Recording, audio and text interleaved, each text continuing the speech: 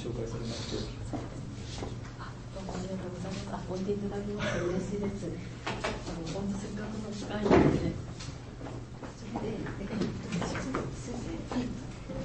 少し説明することがいいですもん。で、休憩の時にご数名でよかったら、はい、お誘いしてるので、はい、わかりました。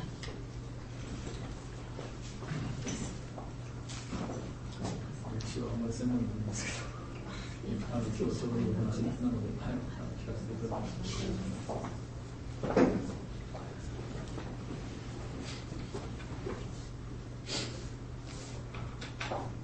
Last week the students came one by one. Oh, so a very bad habit. We can wait for another minute or two, but then we'll see. They all came in the end, but it took a while. Is it different from your King's College? Yeah, I mean, normally in Britain they either turn up at the beginning, or they don't come. But they don't come in halfway through. But it's also just a different.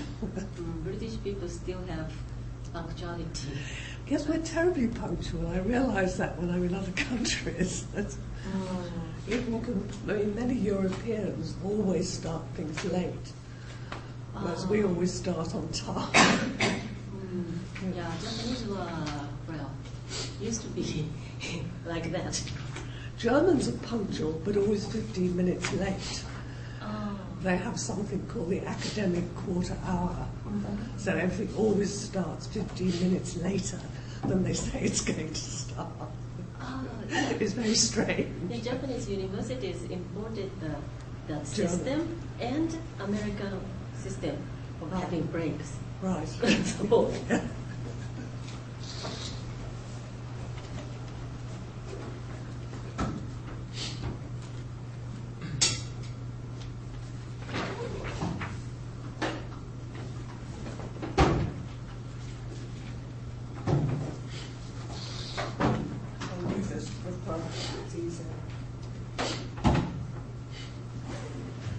do you have enough space? It's much easier for me to see the screen closer to people. Yeah.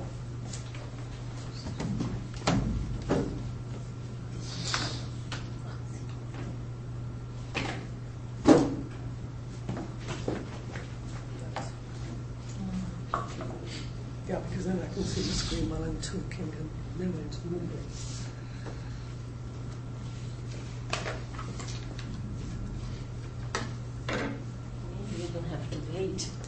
No, I'll start now.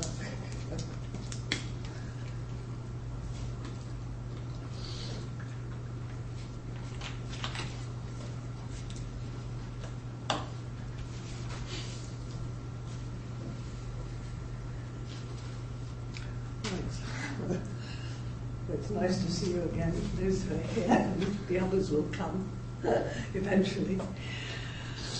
And today I'm going to talk about the history of welfare states in Europe. Talking a little more about Britain, but this week more about other countries also. And I want to start by discussing the term welfare state, where it comes from. It originates in German. It's a translation of the German term Wohlfahrtsstaat. And this was originally used in Germany in the late 19th century by people who were critical of the new welfare introduced by Bismarck in Germany in the 1880s, which I'll talk about later. They used it critically to mean that that he was creating a state that made workers dependent on the state rather than independent workers.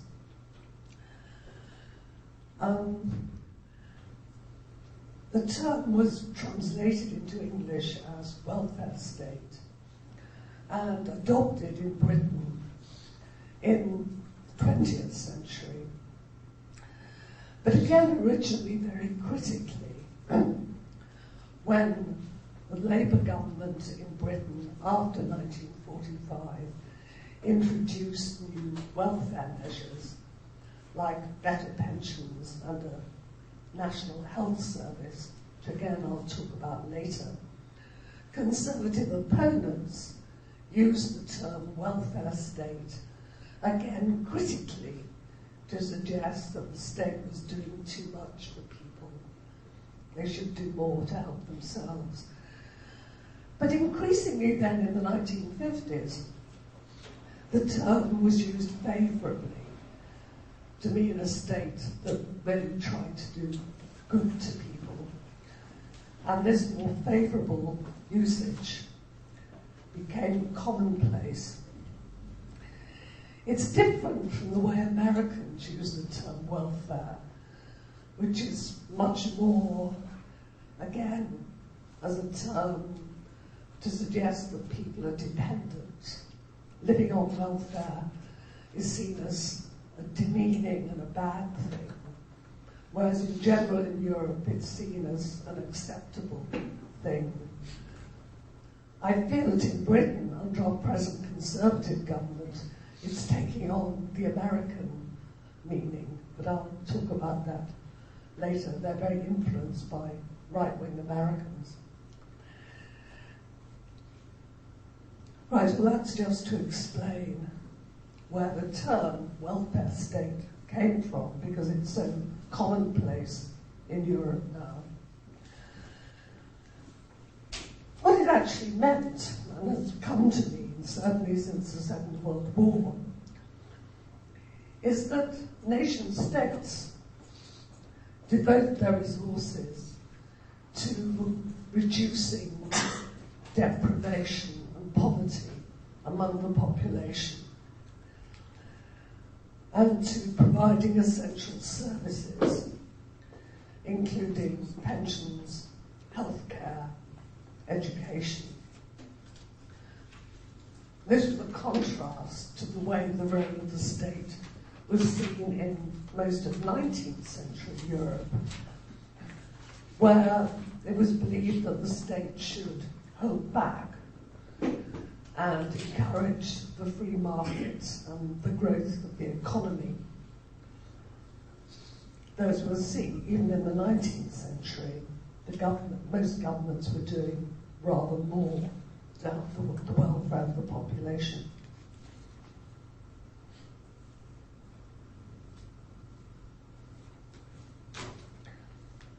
So by the period after the Second World War, nation states, certainly throughout Western Europe, non-communist Europe, came to define this as an essential part of their role, ensuring to some degree an adequate standard of living for their citizens. And this also included trying to provide enough work for employment as well as welfare.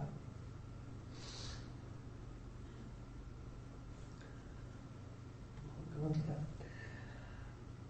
Within welfare states, priorities for expenditure and forms of provision have varied quite a lot from place to place. And again, I'll discuss this more as I go along. Social insurance, providing for pensions, unemployment, health, is a core welfare activity of most states. But welfare services can include a great variety of activities, such as school meals, home nursing, subsidised transport, daycare centres for older people, free or subsidised legal services, regulation of working hours and wages and conditions. Different governments do more of these things than others, but all of these activities and others can come under the general definition of a welfare state. And of course, provision of education, health and healthcare and housing are extremely important.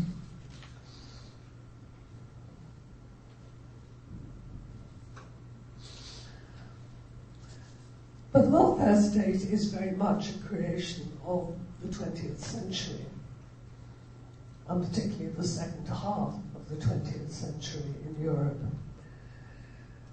Before the 20th century, most countries had some kind of publicly provided poor relief system, often provided at a local level and financed at a local level. Britain had what was called a poor law from as early as 1601, which was administered at a local level and financed by local taxes, but within the framework of national law. And its purpose was to give basic support to people who lived in the local community, who couldn't support themselves and who didn't have families to help them. The obligation of families to help their family members was written into the law. And the poor law and this obligation continued in Britain until 1948. This meant that not only parents had responsibility for children, and children as they grew up for their parents, but also grandparents had responsibility for grandchildren, grandchildren for grandparents. But the poor law did not expect families to help the poor if they were themselves too poor. The poor law existed to support those families who were too poor to help themselves and to help people who had no family and couldn't work. It was a very local system, and so aid was refused to immigrants from other districts. If they stayed long enough in the district, they could acquire a right to relief. But new immigrants were refused. So rather in the way that modern states refuse welfare to new immigrants, except on certain conditions, and until they become citizens of the country, or they give them less favourable welfare treatment. So the local districts did this in the past. So hostility to strangers in welfare systems is nothing new.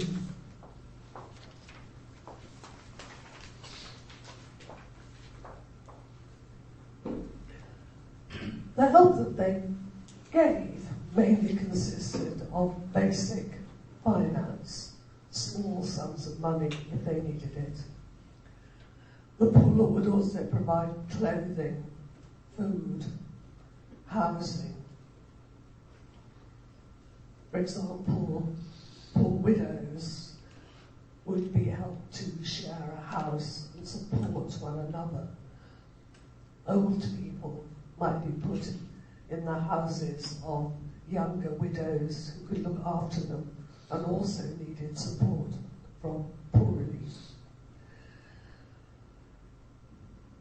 The poor law also provided basic health care, and the people who benefited most were older people, widows, orphans, unmarried mothers. In fact, everyone who was judged, disabled people, everyone who was judged not able to work for a living, those who could work were expected to do so, to support themselves.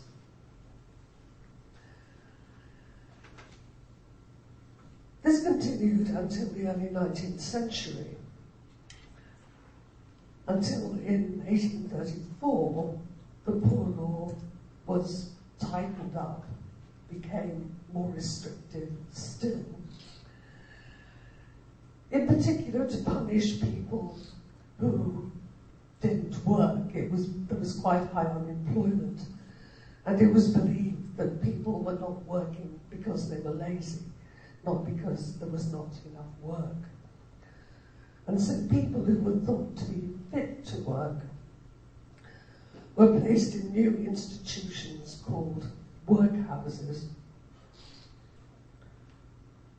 which were newly built in each district and were rather like prisons. They were deliberately unpleasant places to live.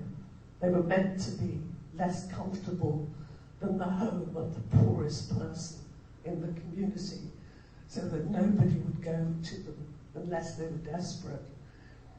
So it's an attempt to drive people to find work, even though work was not always available. But that wasn't always understood. This system continued into the late 19th century. In fact, it continued well into the 20th century, but it was increasingly criticised as being too harsh on people who were poor through no fault of their own. It's partly because by the later 19th century, there's greater understanding of how economies work, and that unemployment could happen because of the cycle of the economy. There's problems in the economy, and not always just because people were lazy. And also recognition that people's poverty had many different causes, such as old age, sickness, or unemployment. And for different causes of poverty, people needed different kinds of help.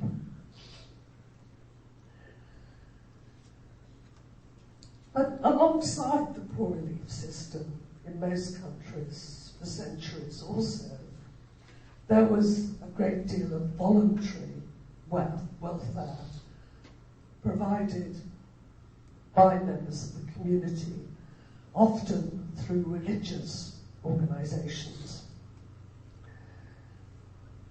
And they also helped people in real need.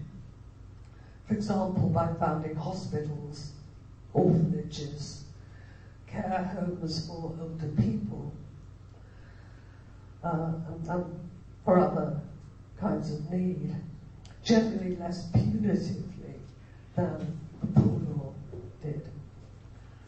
But they worked always very closely with the official poor law system.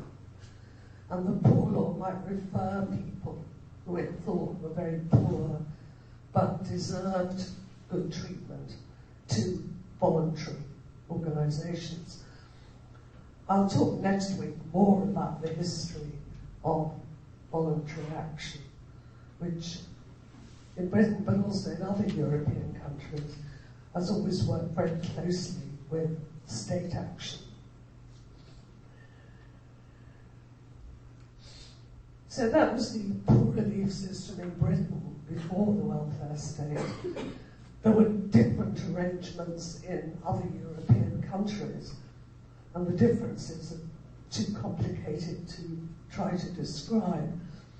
But every country had some sort of system, a basic and usually local help for the poorest people. And usually that was supplemented also by voluntary action, as I say, often provided by the churches. So the poor everywhere had a basic possibility of support before the welfare state, but it was very basic.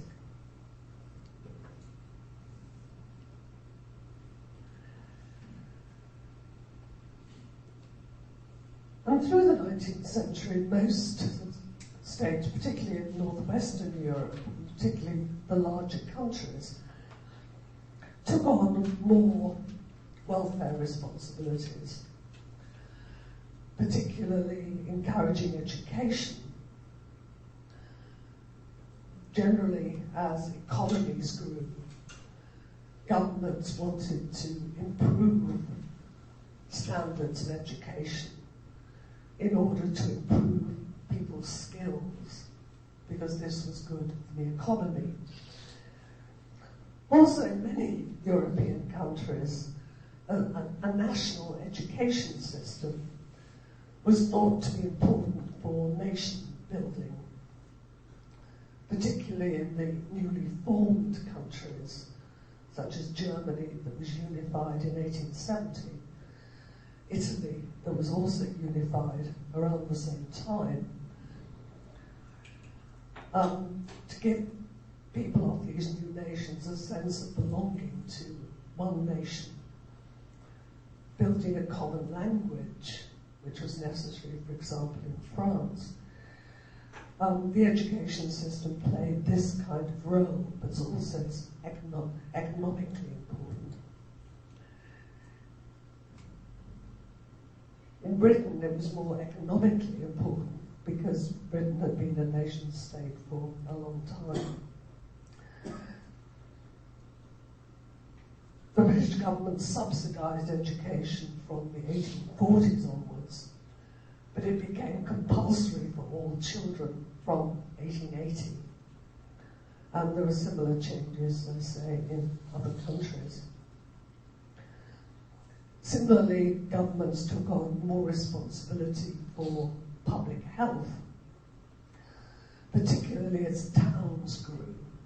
As industrialization spread, towns became larger. They grew in a way that was quite uncontrolled, and overcrowding, dirt and pollution, bad water supplies were causing disease and high death rates.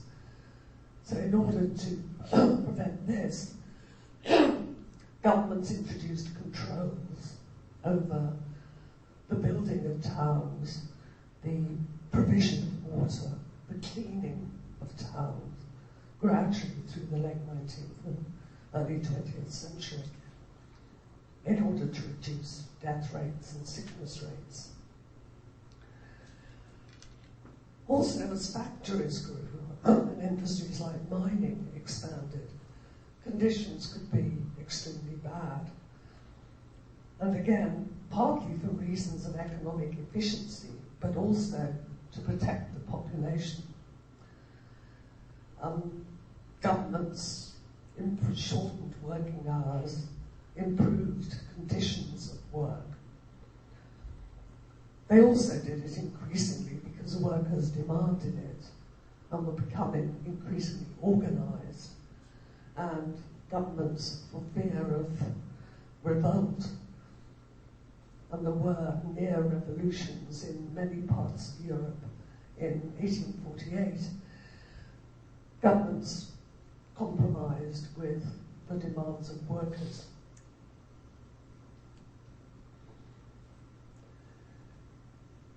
So in various ways, already before the later 19th century, governments were taking more responsibility for improving social conditions, partly out of concern for the state of health and living conditions of the population, but also because they were concerned about their own economy, economic success, and political security.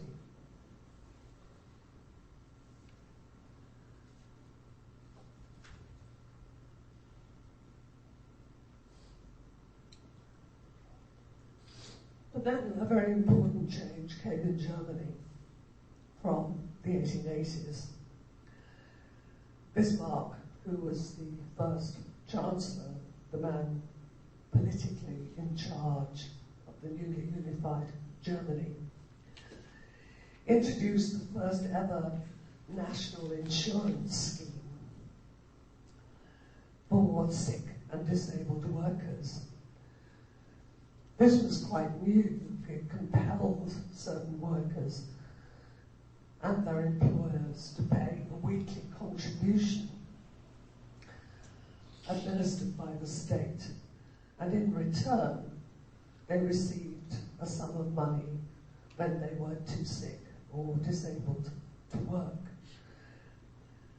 This built on schemes that some workers had organised for themselves in Germany and in other countries, including Britain, since the beginnings of industrialisation, in order to protect themselves in a situation where there was no welfare state and the poor elite system didn't give great help.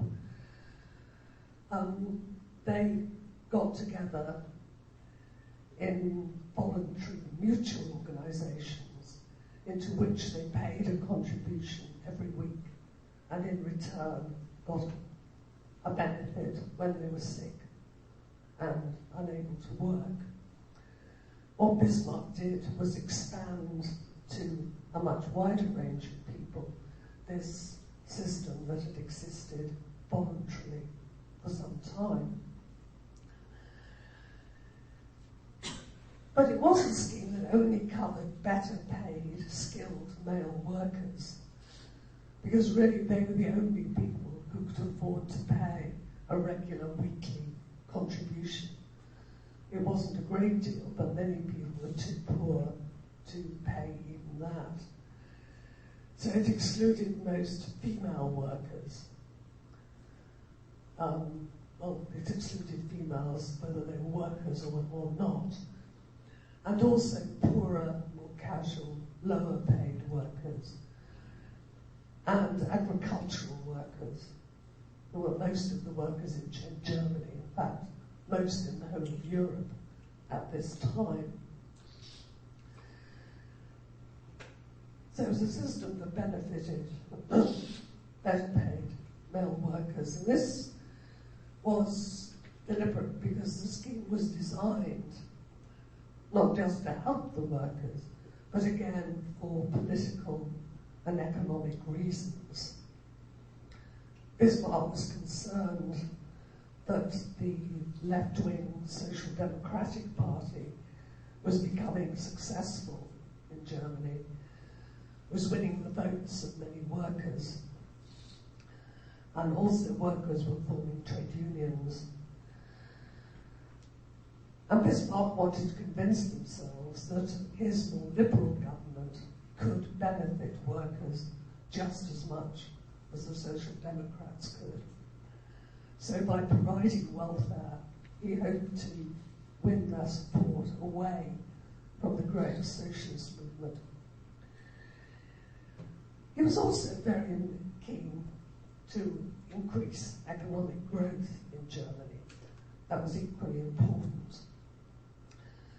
Germany at this time was expanding its industry quite successfully. It was becoming a serious competitor to Britain, and Bismarck wanted to carry on with that, quite understandably. And so it was important to ensure that the most essential workers, the skilled workers in mines and factories, felt secure and also were healthy and so could work as effectively as possible. So again, welfare systems are being introduced not just out of sympathy for workers, but for economic and political goals. And welfare was seen as contributing to economic growth. It's tended in recent years to be criticised for undermining economic growth in advanced economies. But certainly in the early days, welfare, improving above all the fitness and so the capacity to work, like providing education so the workers are more skilled, was seen as a really important contributor to expanding economic growth. And this was very much in the mind of Bismarck and his advisors. In 1889, he expanded the system to add pensions So again, in return for an insurance contribution, these German workers received an old age pension.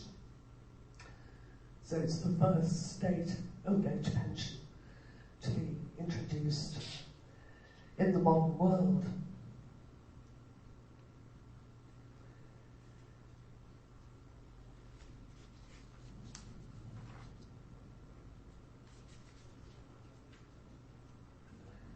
Similar schemes then spread through Northern Europe. Other countries were interested in this new phenomenon and were working people often pressed them to introduce them.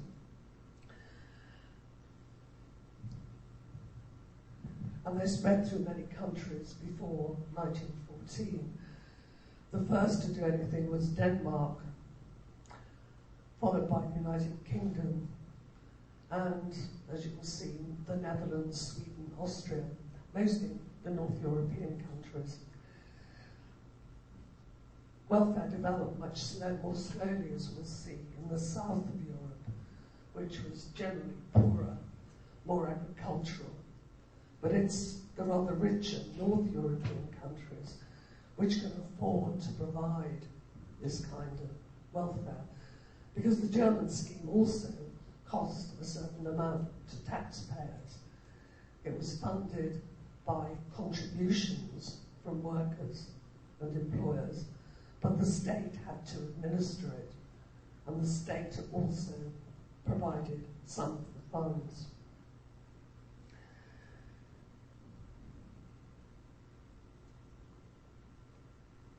But the schemes that were introduced in different countries varied. They didn't just adapt the German model.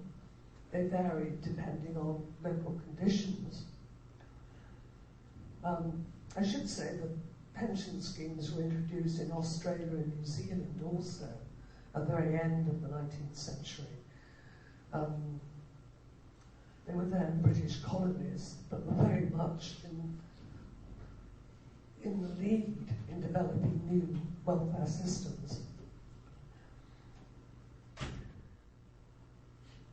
This pension scheme that was introduced in Denmark in 1891, Denmark was the richest of the Scandinavian countries at this time.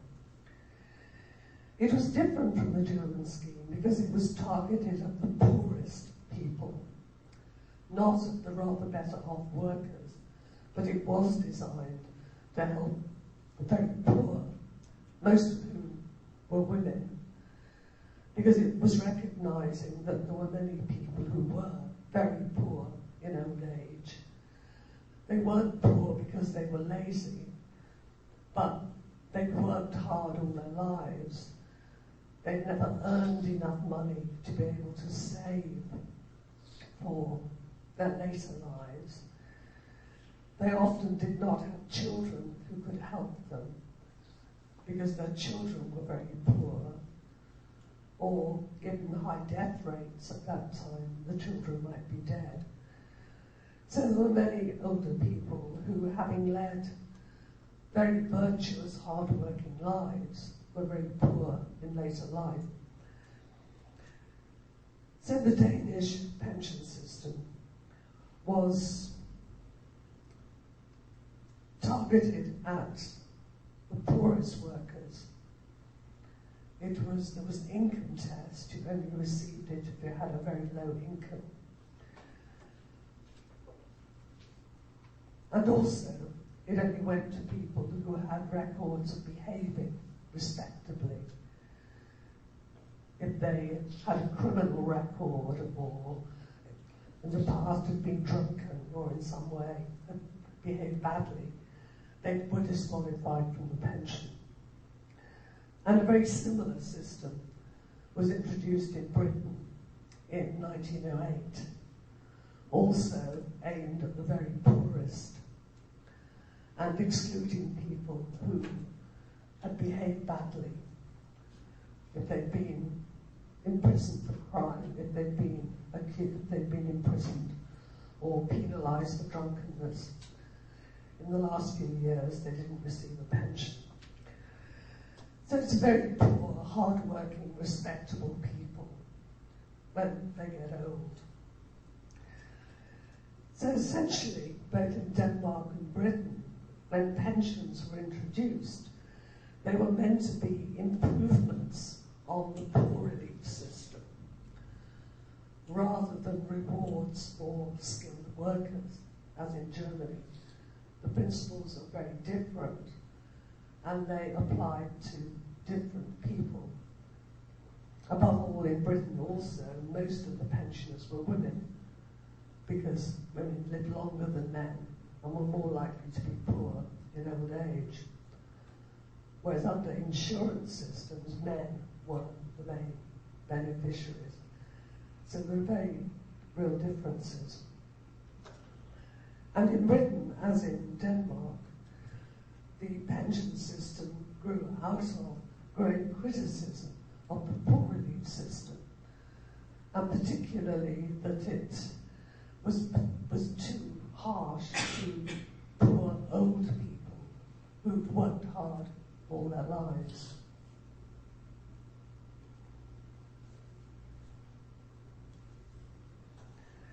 And it's partly also because the number of older people was growing somewhat, that there was more concern about them. But again, all these schemes, similar schemes were introduced in the Netherlands and in Sweden. They differ on details, including the age at which the pension was paid. This varied between about 55 and 70.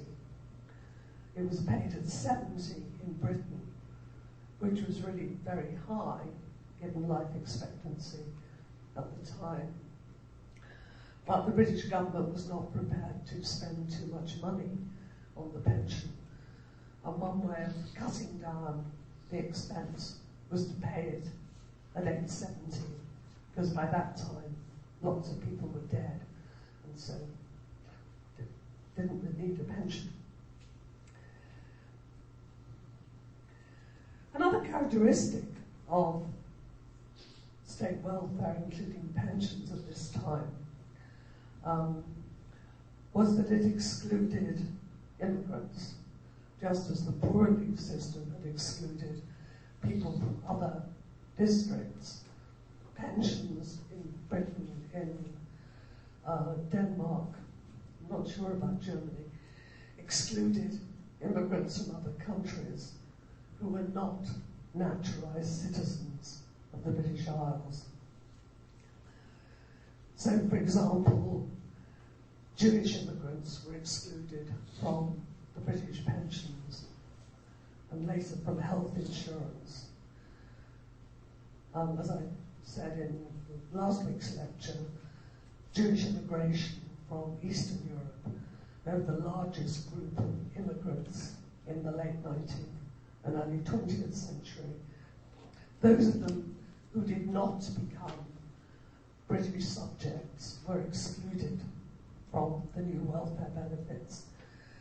And so also were women who married immigrant men who were not, if the women themselves might have been born British citizens, but they lost their citizenship when they married someone who was not a citizen. And even if they were widowed, when they qualified for a pension, they were excluded. There was a lot of protest about this when people realized, and the law was modified to include the widows of immigrants who were not British subjects. But the tradition of excluding immigrants was embedded in the new welfare schemes in many European countries.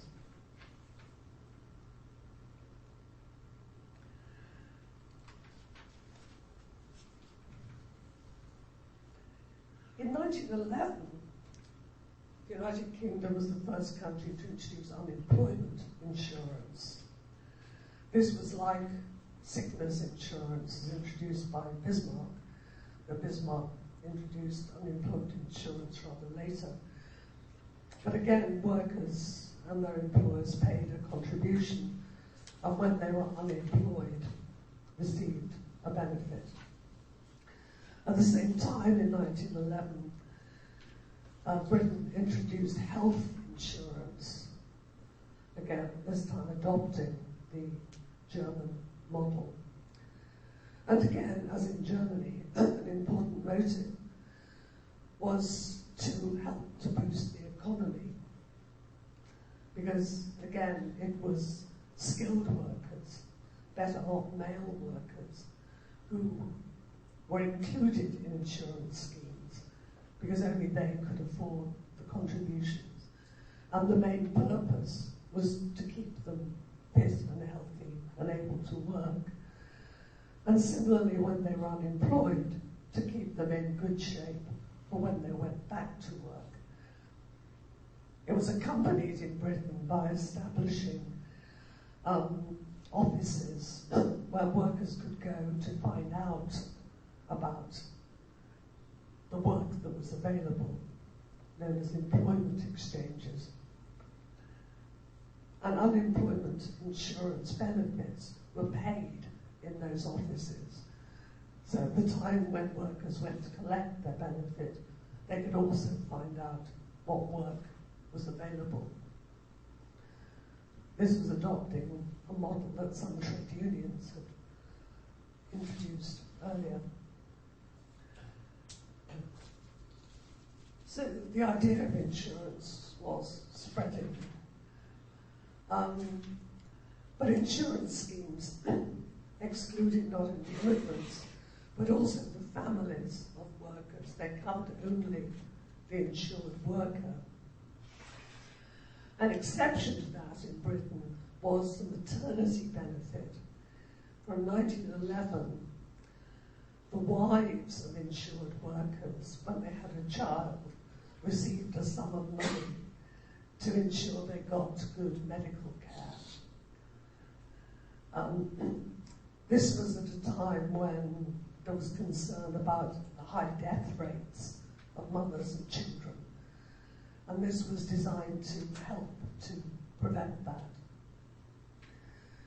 There was a campaign by women, because the campaign of the vote, the women's movement is growing, and they demanded that this maternity benefit should be paid directly to the mother.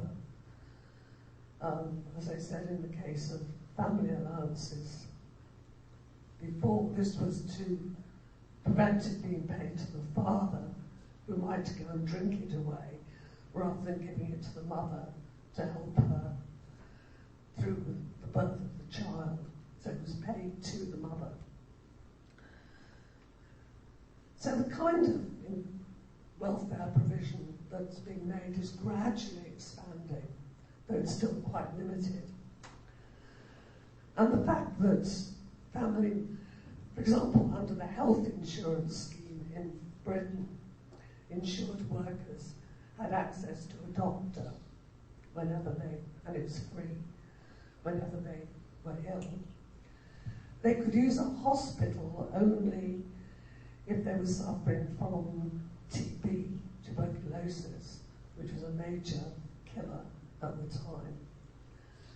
So but hospitals couldn't do a great deal for people at this time. They were more likely to die of an infection who got in a hospital than be cured. Being able to go to a doctor and get medicine was more helpful. But their wives and children couldn't. And the only health care that many wives and children could get was through the poor relief system, which by the early 20th century did provide hospitals and medical care, but of a very basic kind.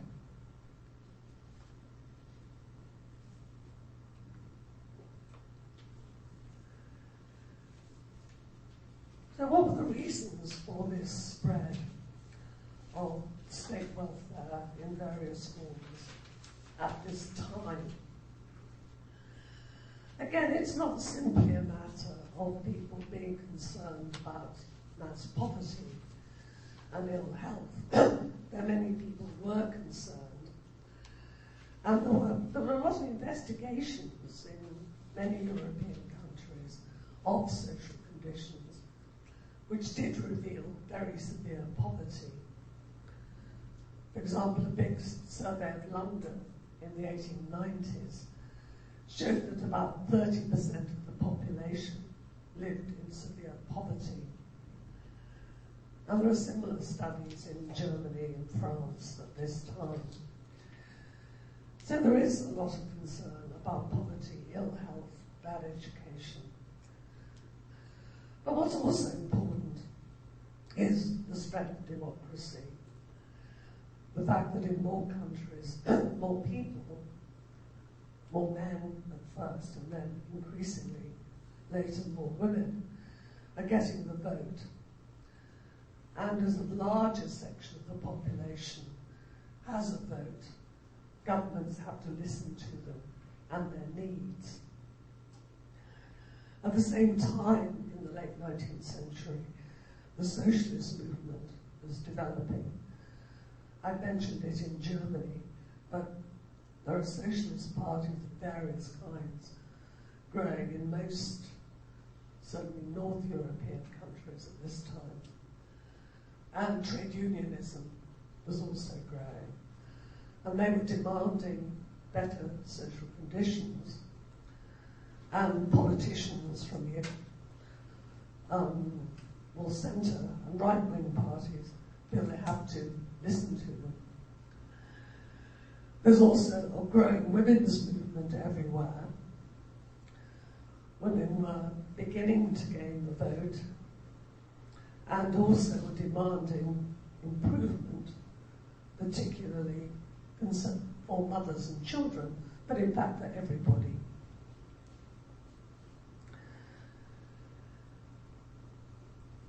Also important was war. Became particularly important during the First World War, 1914 to 18, where governments felt that in order to keep the support of the population for the war, they had to deliver better social conditions, if not during the war, then afterwards, as a reward. And you can certainly see in Britain, immediately after the First World War, much more state investment in housing for working people, in education, in unemployment benefits, and in healthcare. Also very important, particularly in the years before, during, and just after the First World War, was the fear that I mentioned last week, that birth rates were falling everywhere, and that increasingly urbanized populations were unhealthy, with high rates of sickness and death, and that these would weaken the nations of Europe in competition with the rest of the world, and also in competition with one another. And Britain was worried about its falling birth rate and its high sickness rate because it was concerned about Germany as a future enemy. And no doubt the Germans were equally worried about Britain as a future enemy and about France. So there's great fear by governments that their populations were becoming smaller and weaker, so they'd be less able to succeed in a world in which there was growing economic competition and also growing political competition and fear of war. The other thing that's happening before the First World War is competition among the European countries to build up colonies around the world.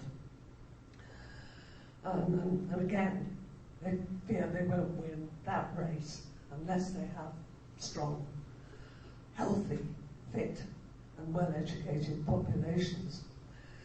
So all of these fears contribute to increasing demands for better welfare. For example, in Britain, the fears about the falling birth rate and high death rates contributed to improved care for infants and mothers, to the provision of free meals in schools for poor children so they grow up healthy, and the introduction of medical inspection and medical care for poor children at school. So building up the next generation particularly, to ensure that the country was competitive in future was a real priority. And the First World War strengthened this because so many young men were killed in the war, replacing them by ensuring there was a healthy young population coming through was an important priority. And it was one that women's movements could take advantage of, because it meant politicians were listening more carefully than usual when they demanded better care for mothers and children. So they were able to use that political movement to be successful.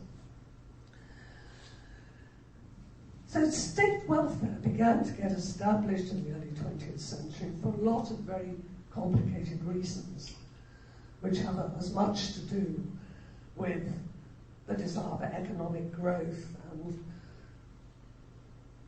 success in war, as with humanitarian concern for poorer people. It's a mix of all of these changes. And there's a concern about the internal political stability of countries. If you keep protesting workers happy, then they're less likely to cause trouble and instability.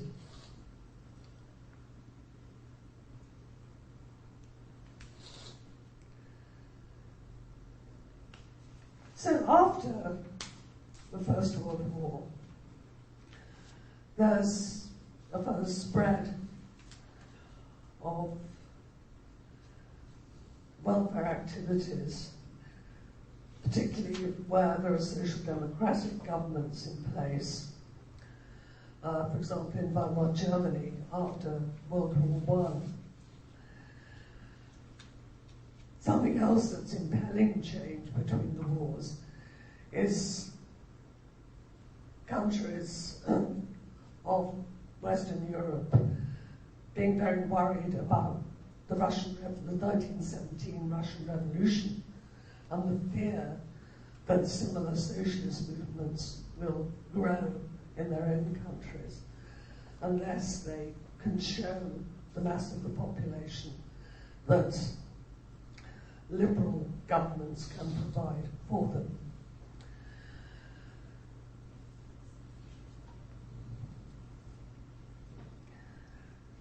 And it's particularly important, I think, in the 1920s and 30s that there are more people have the vote, both men and women, in more countries.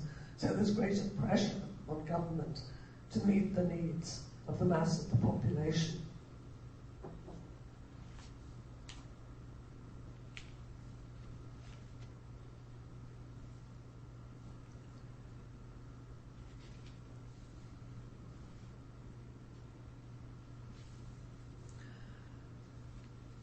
The right-wing governments that grew in Italy from the early 1920s, in Germany and Spain and Portugal from the 1930s, also both continued the welfare measures that were already in place in their countries.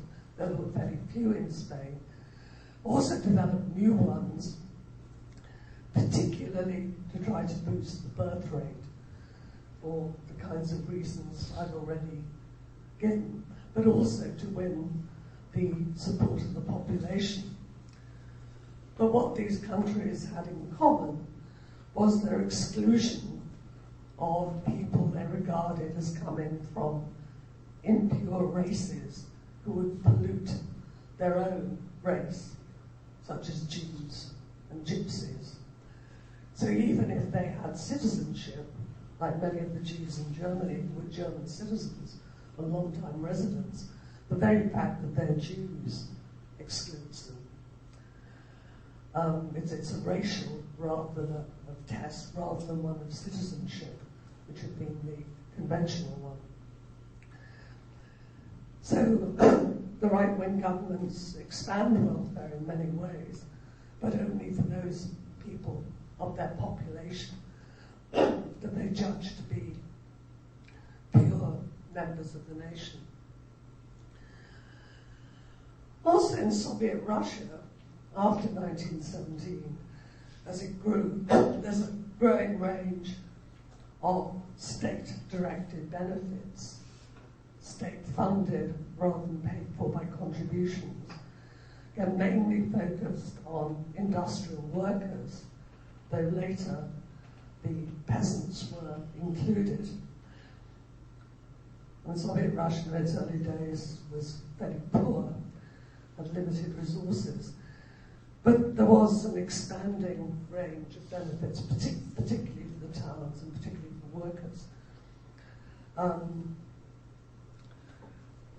which continued to expand through the 20s and 30s and beyond. In most of Western Europe, there's a continued expansion despite the fact of economic depression in the 1920s and 30s, which pervaded Europe, was very high levels of unemployment, particularly in Britain, which had probably the longest period of unemployment from 1920 through to 1940. But in spite of this, there's a growth of welfare provision. Again, it's the opposite to what we've become used to in the late 20th century, when whenever there's an economic crisis, welfare gets cut. In this earlier phase of economic growth, welfare was seen as essential to revival of the economy. Again, by helping people to get fit, by building schools, hospitals, better housing for workers, better facilities, better roads, baths, community centres of various kinds. You created work for people by the very fact of building them, and you created a healthier and stronger workforce for the future. And so there are improvements in healthcare, in housing, in many places provided by employers for the same sort of reason, and not just by the state. Improvements in education, more schools built and educating people to a higher level, despite the fact of depression and unemployment. It's partly the attempt to revive the economy. It's partly also the pressure from this expanded, more democratic electorate, pressure from the women's movement. And very real fears that in a period of high unemployment, unemployed people would become politically active, would become more socialist. And again, the fear of a revolution, as in Russia, helps to fuel governments in giving more benefits to unemployed people. So, despite the recession of the 1920s and 30s, it's generally a period of expansion in welfare provision.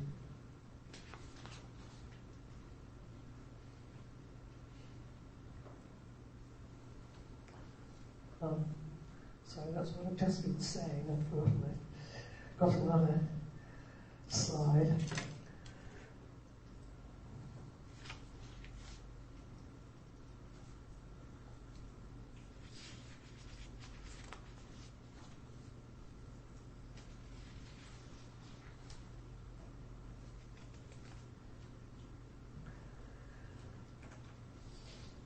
So for all of these very complicated reasons, by the time of World War II, most European countries were to some degree welfare states, though still in limited ways, and they emphasized different things.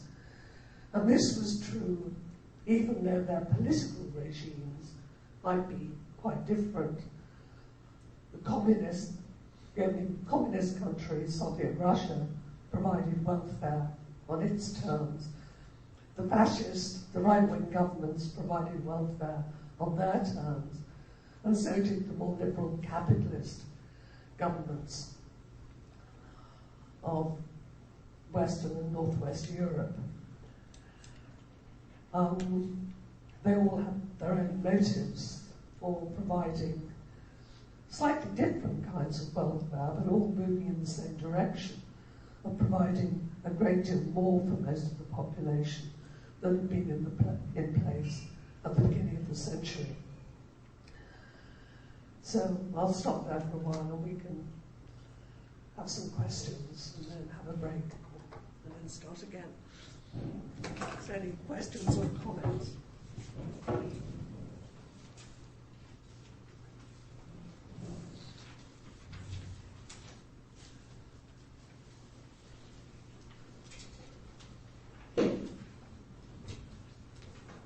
So I have to try and cover quite a lot of ground.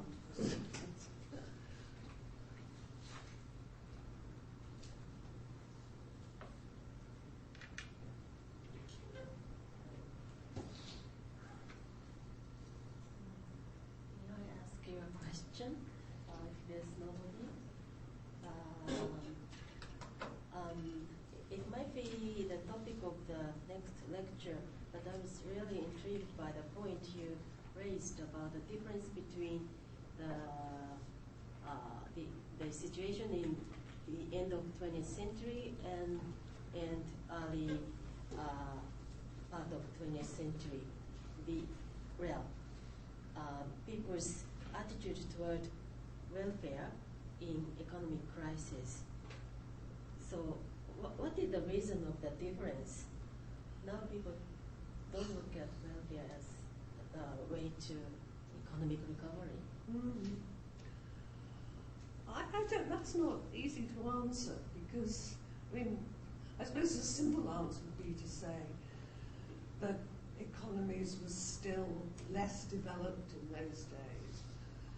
And obviously they had a long way to go to improve standards of education and health. So perhaps probably more needed to be done. But you can still make the same case now that there are a lot of people who need more education, more healthcare, and that the money really isn't wasted. But it's perhaps harder to prove now when more people are healthier and better educated. I think then the deficiencies were so obvious. There was so much to catch up with to improve conditions that it was harder to argue against.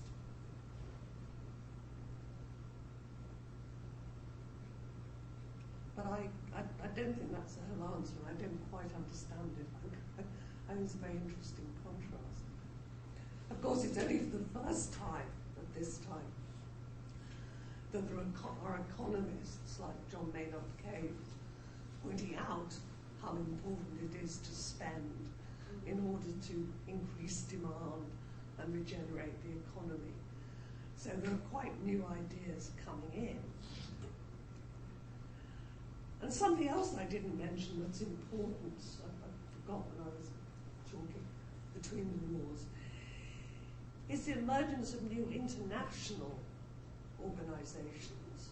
I mean, very important in the 1920s and 30s was the League of Nations, which was set up after the First World War. It's the predecessor of the United Nations.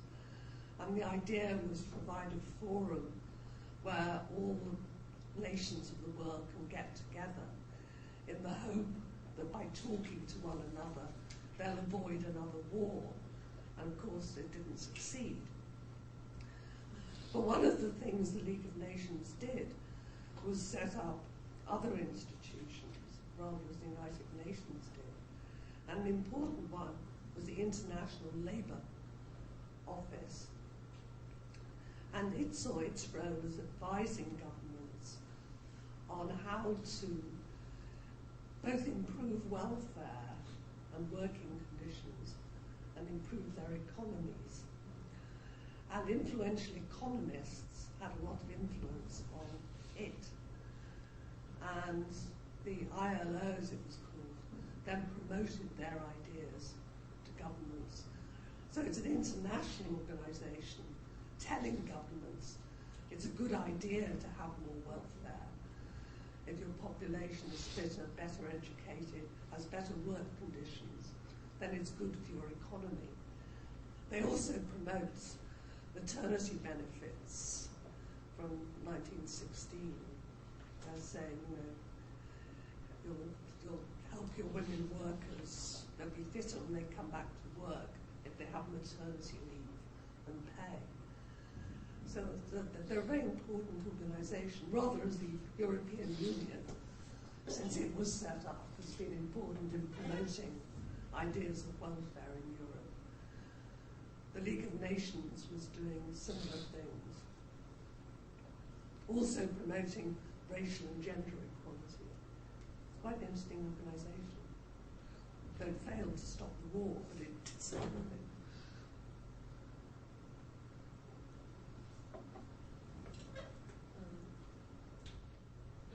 I have a comment in that it's sort of a question, and it's also related to the previous question. You talked about the welfare state as something that was seen, or those policies that had that were aimed at doing something like getting attention away from the social democrats, etc. But I think by now, the welfare state itself is a value in itself. It's something that is valuable in itself. Therefore, I think that what you said earlier, that people see the welfare state as an obstacle to economic recovery. I'm not really sure if that's the case. I mean, looking at Germany, the discussions aren't about should we do away with the welfare state, altogether. It's always within the welfare state how many percentage points of the paycheck should go to welfare. So it's those are really tiny debates considered. Like they aren't about the welfare state; they are within the welfare state system. So there are important differences across Europe, which is why talking about Europe is difficult. I'm thinking very much of the present situation in Britain, where we really do have a government that seems very determined to dismantle the welfare state, and I'm very concerned about it. And it really is saying these kinds of things, that in order for the economy to revive, we've got to slash almost everything. There was another big demonstration by students yesterday about the cuts to universities and the great increase in fees they're going to. I think they won't be the only people. So I think Britain is extreme in this, whereas the other countries of Western Europe are much more dedicated to the welfare state. I mean, it's a much more accepted institute. I'm much more worried about what's happening in Britain. I think Germany is much safer, or France. if we look at Greece, for example, they're in dire straits right now, but they still don't do away with pensions. I mean, they're still, once the pensions, the unemployment, and health benefits are established, and they're become a value in themselves, nobody really talks about getting rid of them, but only talking about, like, okay, let's have people, exactly, let's have people for 3 years longer. It's the same thing, but I guess it's less generous. Yeah. And also there's a case of raising pension ages for the reason we've discussed before, that people are fit to later ages. But say in Ireland, which is the latest country to be in a big mess, they're talking very much the way the British government's talking, and are cutting welfare benefits. So there's a big difference between the countries that are much more embedded in the European Union.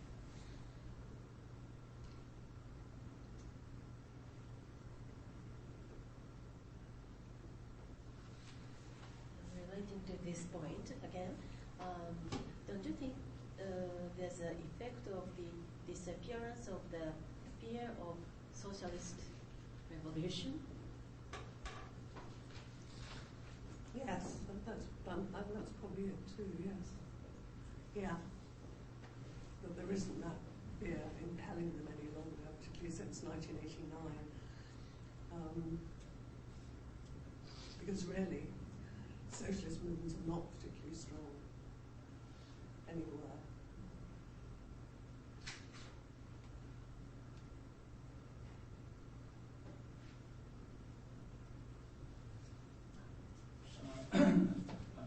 Compared with other European countries, the US doesn't seem to be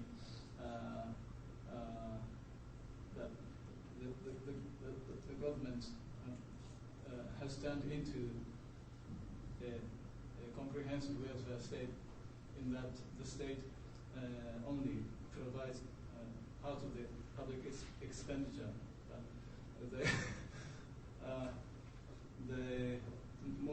Many of the population has been excluded from the public medical expenditure, etc.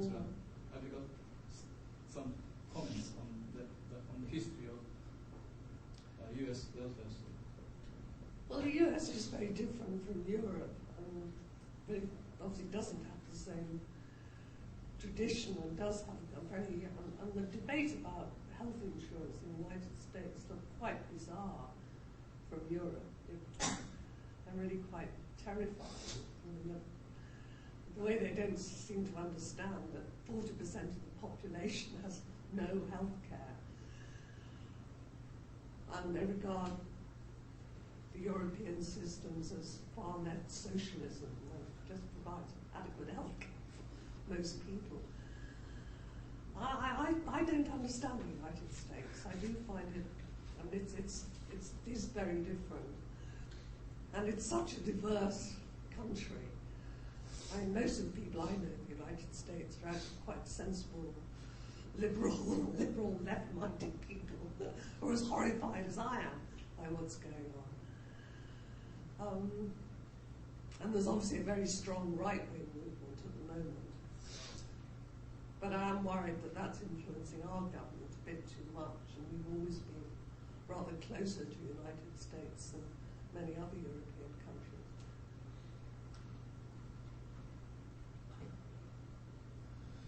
And what's amazing about the United States is they can continue with these massive social divisions without much upheaval. So social inequality is enormous. The infant mortality rate is one of the worst in the world. It's a lot worse than Cuba, which is rather good, but is massively poor. It's extraordinary.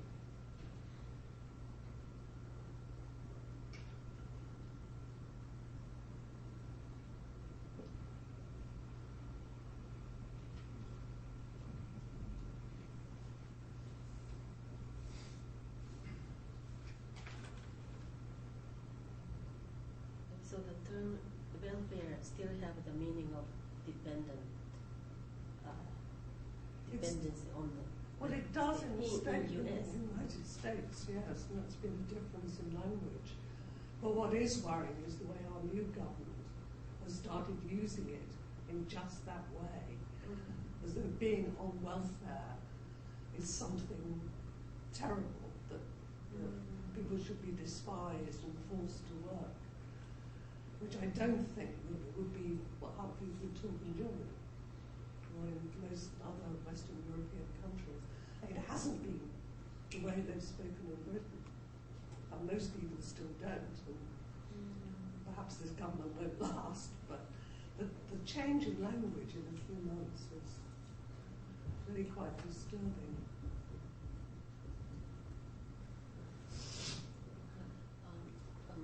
I know some people started to use the term social investment.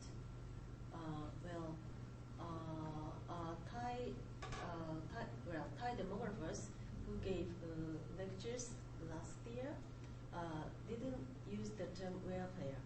In the context we we should call welfare. Instead, they use the term social investment because they said welfare is not a good word. It means dependency. Yeah. Dependency. Mm. Well, that makes a lot of sense because it is social investment, and that's clearly how it was actually being thought of in the early 20th century. And it wasn't, the language wasn't there then. Mm. But that's what they're talking about. If you're saying we need to spend more on healthcare, education, housing, that is social investment. And maybe that's the language that needs to be. I mean, certainly, as I said at the very beginning, the idea of a welfare state in the very early days was used very critically by opponents of Bismarck in Germany and opponents of the Labour government in Britain, precisely because they thought welfare meant dependency. And William Beveridge, who I'll talk about later, who was produced the great blueprint for the post-Second World War welfare state in Britain, he didn't like the term welfare state for that reason. He preferred the term social service state, which again has got similar connotations. You encourage that it exists to serve the population rather than make them dependent and improve the population. So I think welfare has had ambiguous meaning, and then it took on this very favourable meaning in Europe from the 1950s onwards, and retains it in most European countries. I don't know what's happening in Sweden at the moment, because they had a more right-wing government elected recently. Haven't heard much about what's going on. Can't be as bad as ours.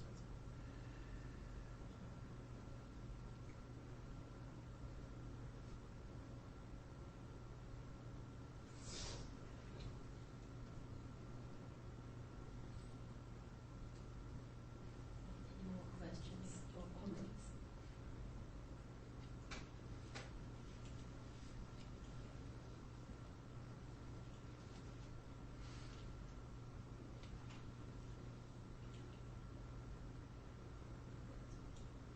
May I ask one more?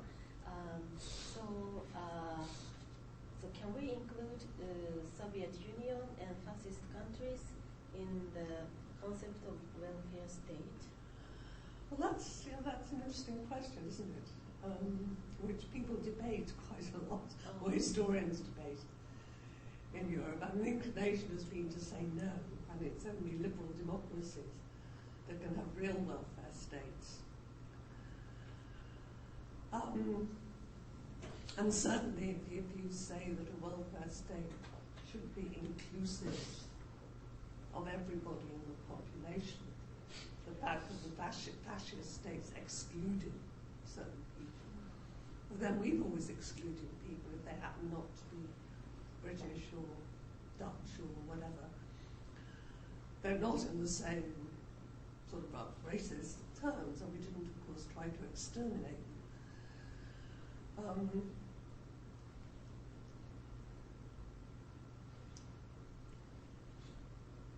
And Russian welfare, I mean Soviet communist welfare, would often be punitive as well as beneficial to people. That if they didn't work or didn't behave themselves, they could be punished. But there's always been a certain punitive element in other welfare states.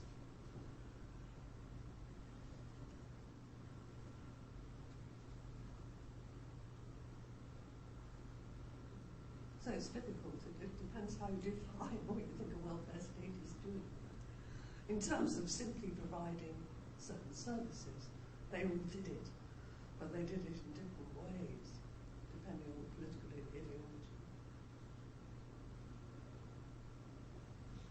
It is becoming an actual question because now we meet people from post-communist countries or still communist countries in conferences for social policy. So sometimes the Chinese scholars use the given by Espen Andersen to understand their situation. But that is the classification of welfare capitalism, but they do not mind to use categories to explain Chinese current situation. I mean, I do. Espen Andersen's categories are very helpful for anybody because they're too crude, and they do lump Britain in with America much too easily, and I think wrongly.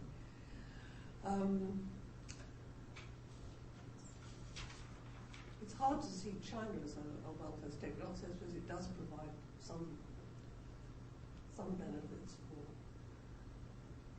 for many people. I think we need much more complex typologies than Espen Andersen's or any other that we've got to analyse the differences in social welfare regimes.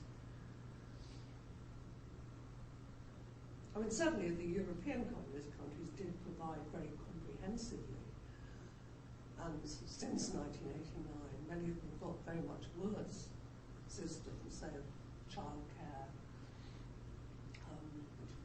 very much deteriorating. Pensions have got very much worse. Unemployment, the gap in income has increased enormously. I mean, East Germany was an exception because it was able to be absorbed into West Germany at a certain cost, but it was. But Poland, Hungary, particularly, many services got very much worse.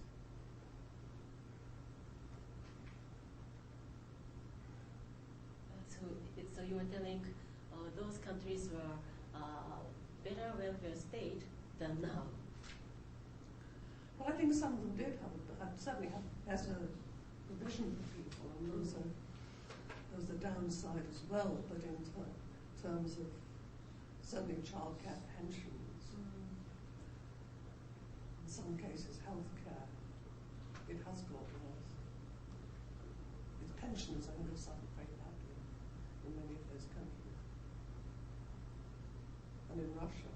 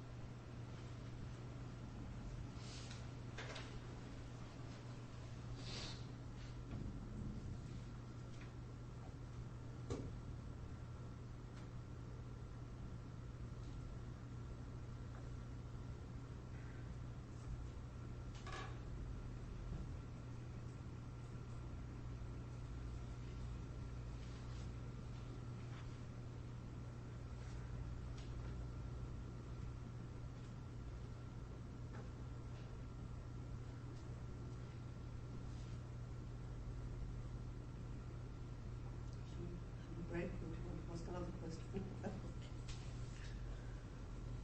Right, let's break for 15 or 20 minutes.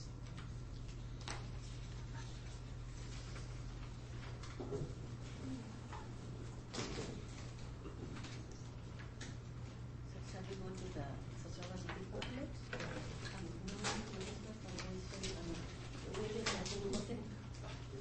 And welfare, actually, Wohlfahrt, as I was using Wohlfahrtsstaat, is actually something that would be given to very needy people, like gifts and those kinds of donations. So that's more like the American use. But no, well, but without the pejoracy. It comes without that. There's no negative meaning to it, and you can't say somebody is on welfare in German because somebody would be on social help, which would be different. And there's something that the Social Democrats introduced a couple of years ago, which is called the man who came up with a new restructured unemployment benefits. His name was cons, and now his plan has to, kind of infamously become the new name for the way that unemployment benefits are being. So if you want to talk badly about people being on unemployment benefits, then you would use that hot spear being the form, which is the plan he came up with. So there's a little bit of a majority. But we don't have an equivalent to social staff as a term.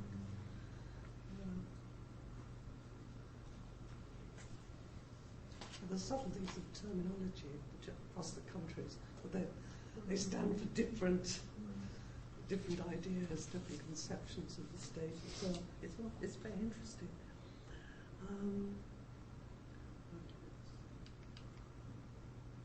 That's the wrong one.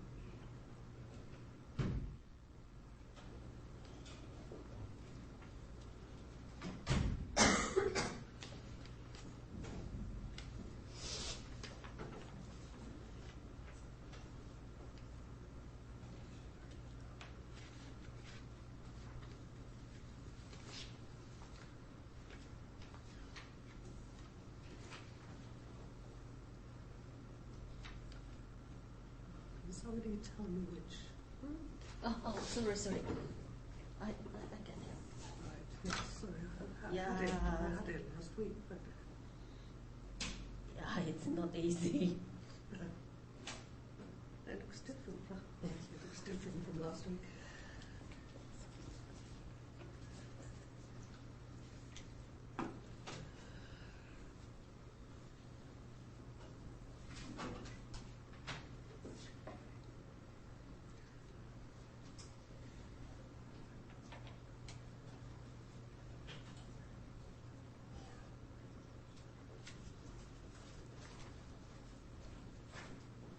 Right, well, to carry on from 1945, from where I stopped before,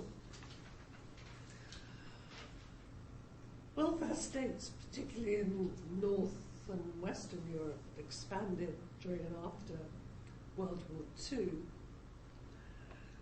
particularly fast under governments in countries which didn't suffer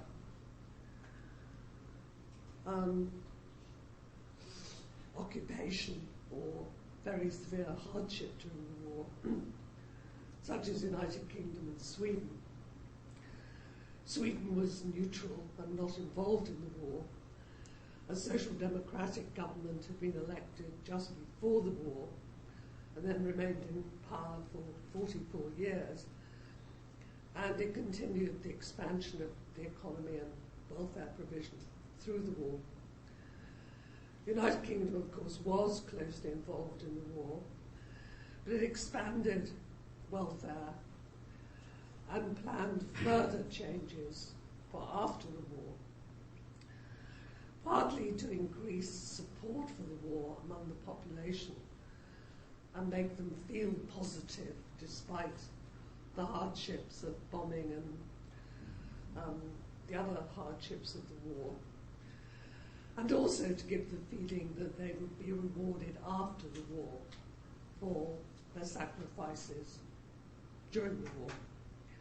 So during the war, there were plans developed by the government for the expansion of social insurance, of education and health.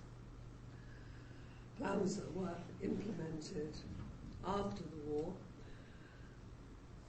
by a Labour government.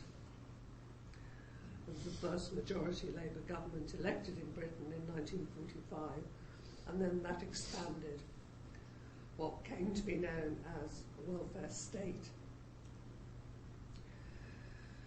But other countries also, particularly as they recovered from the war, expanded welfare, and again for mixed motives. One very important motive in Europe from the late 1940s, during and after the war, was to prevent the return of the economic crises of the 1920s and 30s There's a very strong commitment everywhere to building economies of full employment in place of the high unemployment before the war. And also to prevent the political crises of the interwar years with the growth of right-wing governments.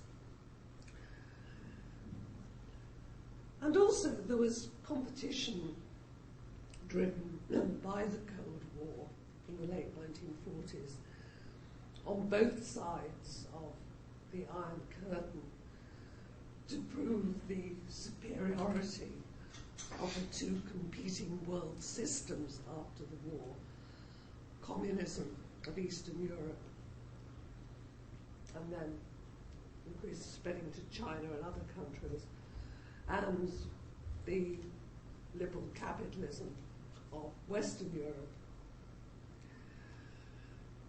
supported and subsidized by the United States, which was anxious to encourage liberal democracies and even welfare states in Western Europe in order to make them secure against communism. There was quite a lot of suspicion in the United States of state welfare because it was regarded as too socialist. The kinds of hostilities we were discussing before to things like social medicine. But still the United States did pour a considerable amount of funding into Western Europe to build up its economies and its social provision in the late 1940s and early 1950s. And again, strong welfare provision was seen as contributing to economic recovery and growth. Again, improving healthcare, education, and social services, which although they'd been improving before the war everywhere, there was still a long way to go.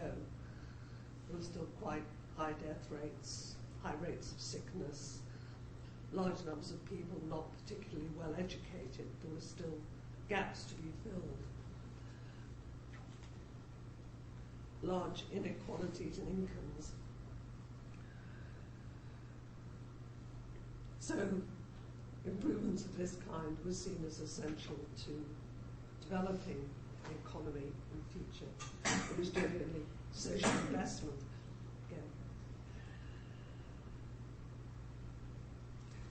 And the period from the late 1940s through to the mid-1970s has come to be seen as one of the classic European welfare states.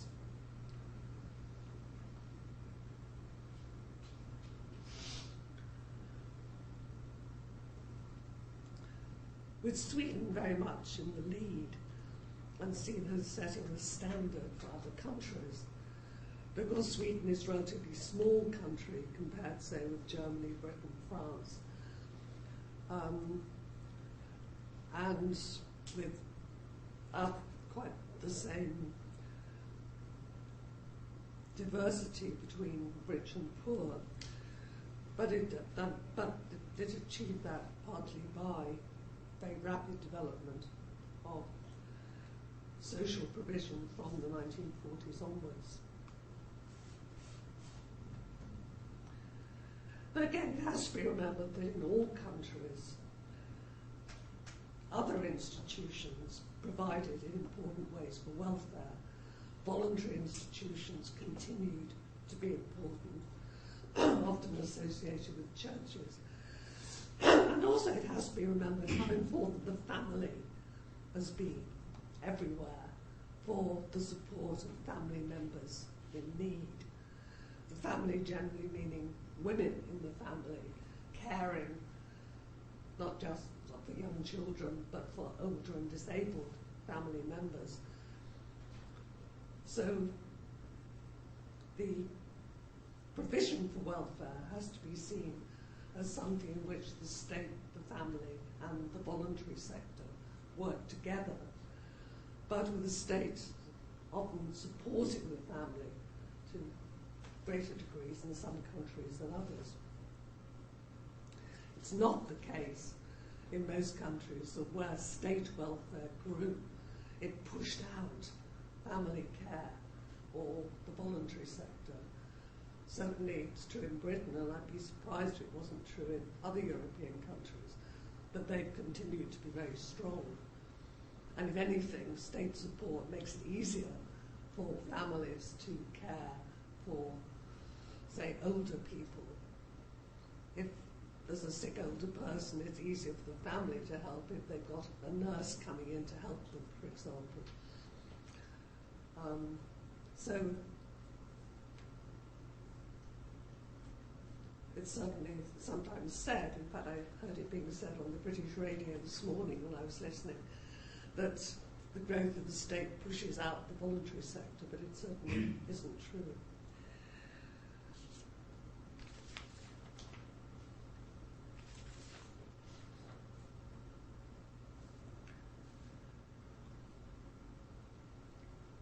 As I've said, during the Second World War, in Britain there were plans laid for new and improved welfare systems after the war. Very importantly, in 1942, a report written by a man called William Beveridge, who had been involved in social issues since the beginning of the 20th century, when he'd written an analysis of unemployment and influenced the introduction of unemployment insurance and employment offices, exchanges in the 1900s. So he had a long record of involvement in the British welfare state. He was set by the government to survey and recommend improvements to the social insurance system. And he recommended integrating the different systems that had built up since the beginning of the century for old age pensions, widows' pensions, which had been introduced in 1925, sickness insurance, unemployment insurance, maternity benefits. Recommended their integration into a single system, and also that it should cover the whole population. Previously, these schemes had been focused either on skilled workers or on the poorest people. Insurance benefits like unemployment and health on skilled workers, pensions on, and widows' pensions on the very poor. But he argued that the whole population should contribute to a national insurance system, and everybody should receive benefits. He believed this was important so the entire population felt involved in the system and felt a responsibility for it. This was precisely to avoid welfare being seen as something to be disparaged and only for the very poor, for those who couldn't help themselves. He felt that everybody should feel that they had a responsibility to contribute towards the needs of others and also should benefit. But the very rich were taxed on their benefits, so there's a redistributive element in the whole system. He felt that assisted social integration, a genuinely kind of social state where everybody felt that the welfare system belonged to them and so had an investment in keeping it going. There's always the fear with the welfare system, if it's concentrated only on the poor, then the richer taxpayers may vote to get rid of it, as has tended to happen. So he believed very strongly in promoting social solidarity between classes.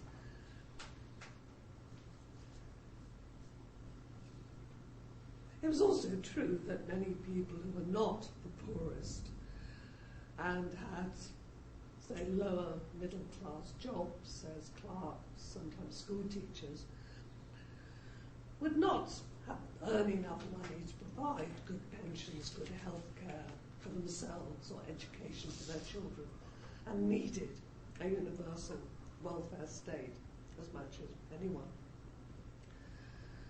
But Beveridge also believed that social insurance benefits should provide enough for people to live on when they were sick or old or unemployed, but not more than that.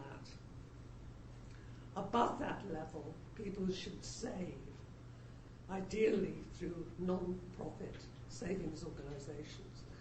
Beveridge was a liberal, he wasn't a socialist, and he believed essentially in the state providing what he called a safety net, enough for everyone to survive on, but if they wanted more, then they should save. And that's remained the principle in Britain, and is a real difference from most other West European countries, where there was the growth, particularly after the war, of insurance benefits that were related to income. And this has always been rather resisted in Britain as somehow being unequal, though in fact having flat rate benefits just perpetuates existing inequalities.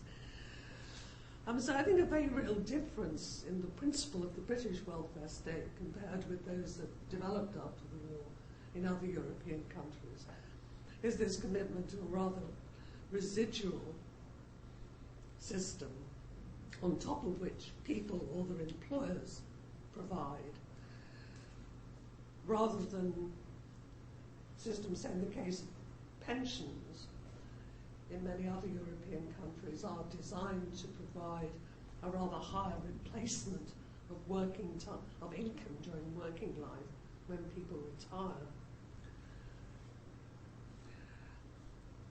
And in fact, the benefits that were implemented by the Labour government after the war were actually at a rather lower level even than Beveridge suggested. They miscalculated the level at which they should be paid. Also, Beveridge wanted them introduced over a long period so they could build up to an adequate level. Labour wanted to introduce benefits very quickly, and they were actually quite low. So we've had, since the Second World War, actually the worst state pensions and benefits in Europe. And poorer pensioners always had to supplement them with income-tested additional benefits. Alongside social insurance was introduced something called national assistance, which replaced the old poor law and which provided these income-related supplements for very large numbers of poor people, especially women. Better off people, for example, for pensions, have them supplemented through employer-based schemes, work-based schemes, which were reasonably adequate. This is true also in the public sector, but tended to discriminate against women and the low paid, because the pensions were related to years of work and levels of pay. Women worked for fewer years, mainly, particularly if they had children, than men, and had lower pay, and so tended to have lower pensions later in life, and that's still true.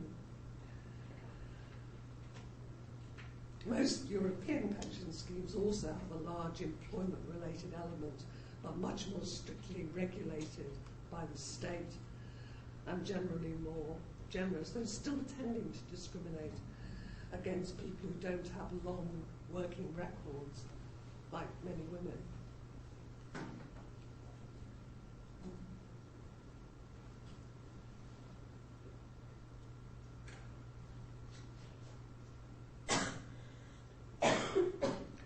particularly conservative governments, encouraged the growth of employment-related benefits through tax incentives.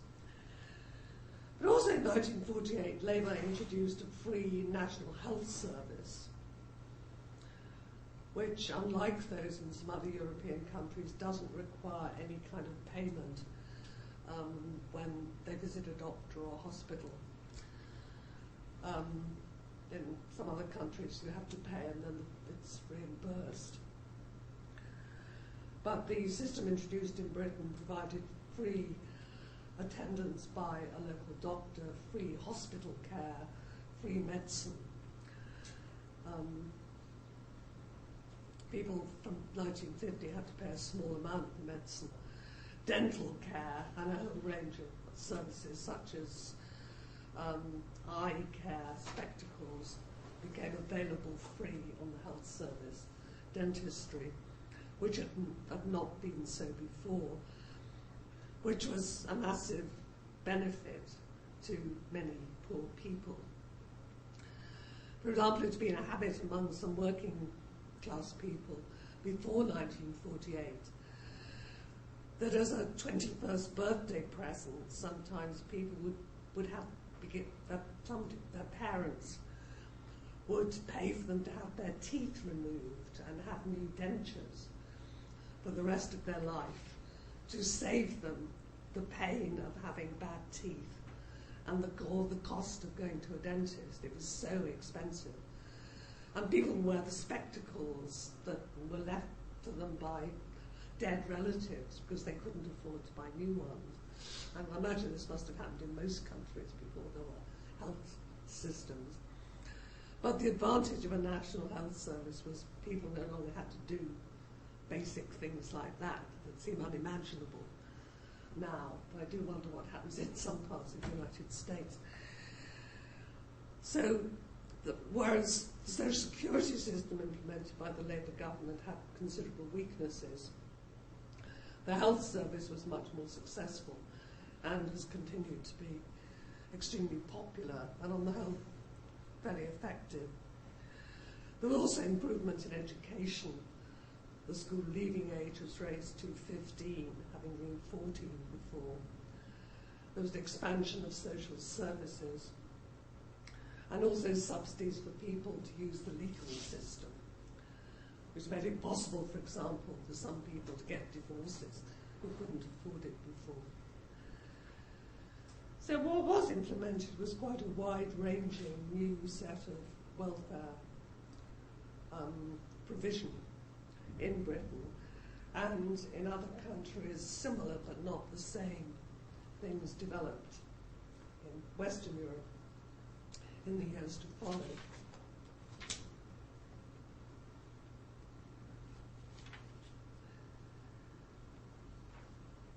Now, most of them, when it passed the 1950s, did more than Britain and spent a higher proportion of their gross domestic product on welfare than Britain did.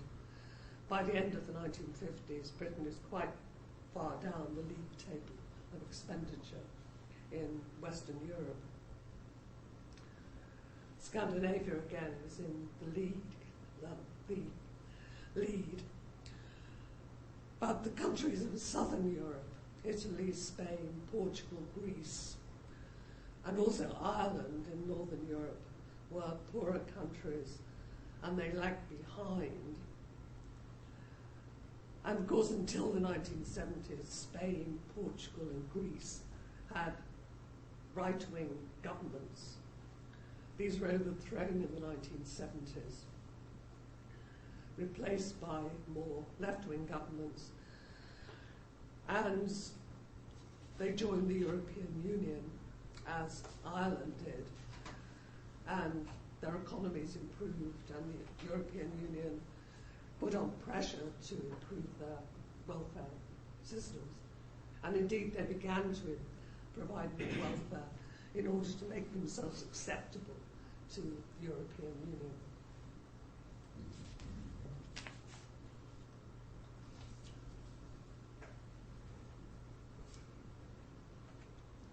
Ireland Ireland previously had been much closer to the British system, but without making the improvements after the Second World War, because Ireland had been part of the United Kingdom at the beginning of the 20th century, when pensions and insurance were introduced and compulsory state education. But there hadn't been very much improvement in Ireland after it became independent until the 1970s. So by the 1970s, it was really very backward in Northern Europe in the development of welfare provision. And it was a poor country with very high migration out of Ireland to other countries, which is happening again now that it's having an economic crisis.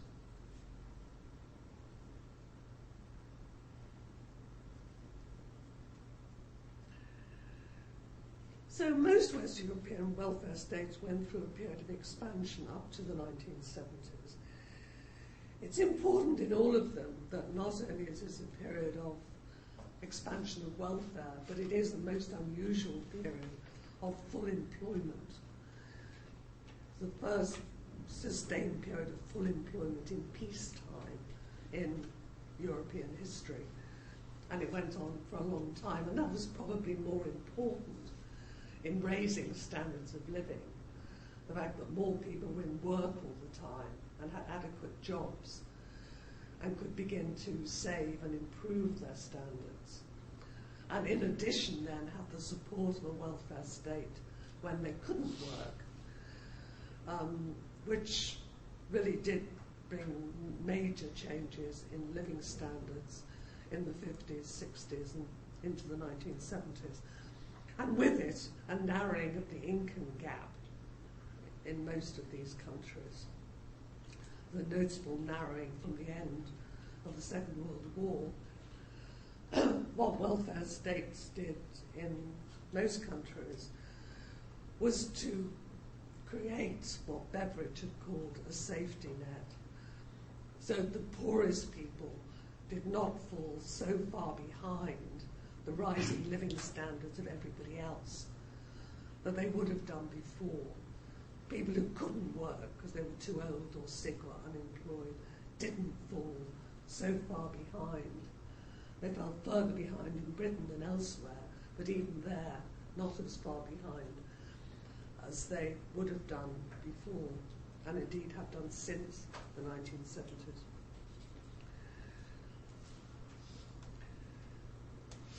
So most West European, particularly Northwest European countries went through this period of full employment, expansion of welfare provision from the end of the Second World War to the 1970s.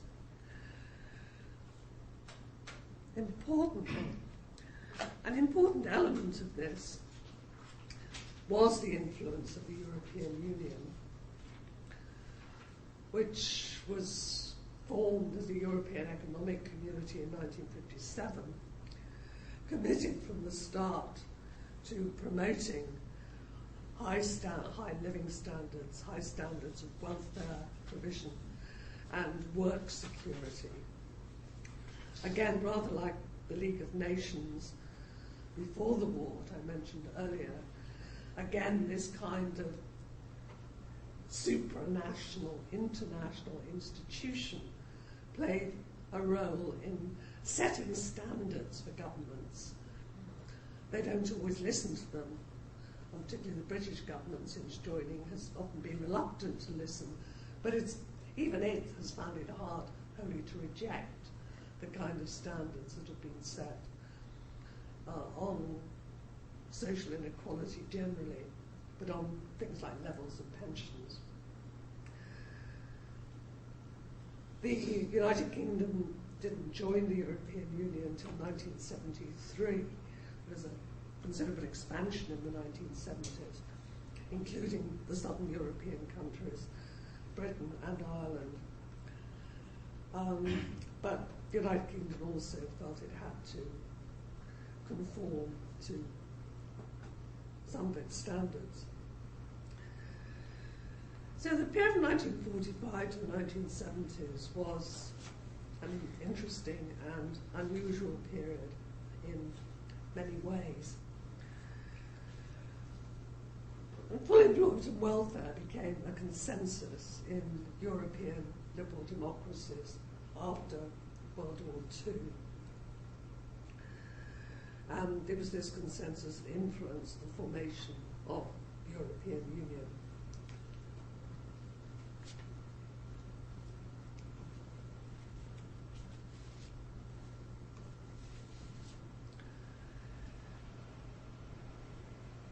In Eastern Europe from 1948,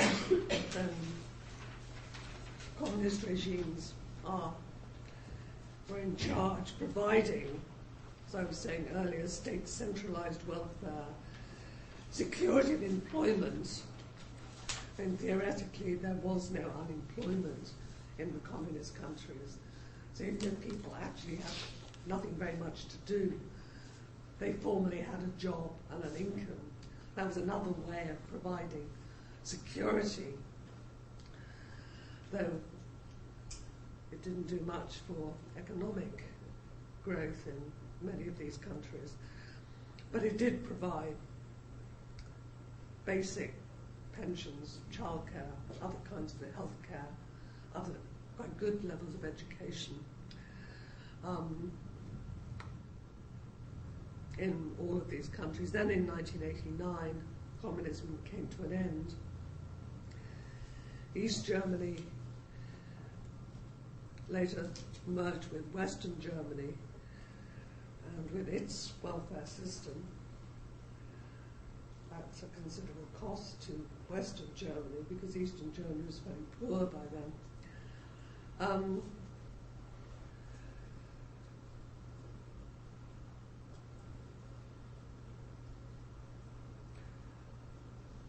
What happened afterwards varied from country to country, but in general there was a shift to a mix of market-provided healthcare and education provision, and also very basic state-provided social assistance. The International Monetary Fund, which has never been a great fan of social welfare, had a great deal of influence on the reconstruction of these post-communist states, and tended to discourage the development of generous systems of welfare, or even moderately generous systems of welfare. So there was a shift to a varied mix of kinds of provision.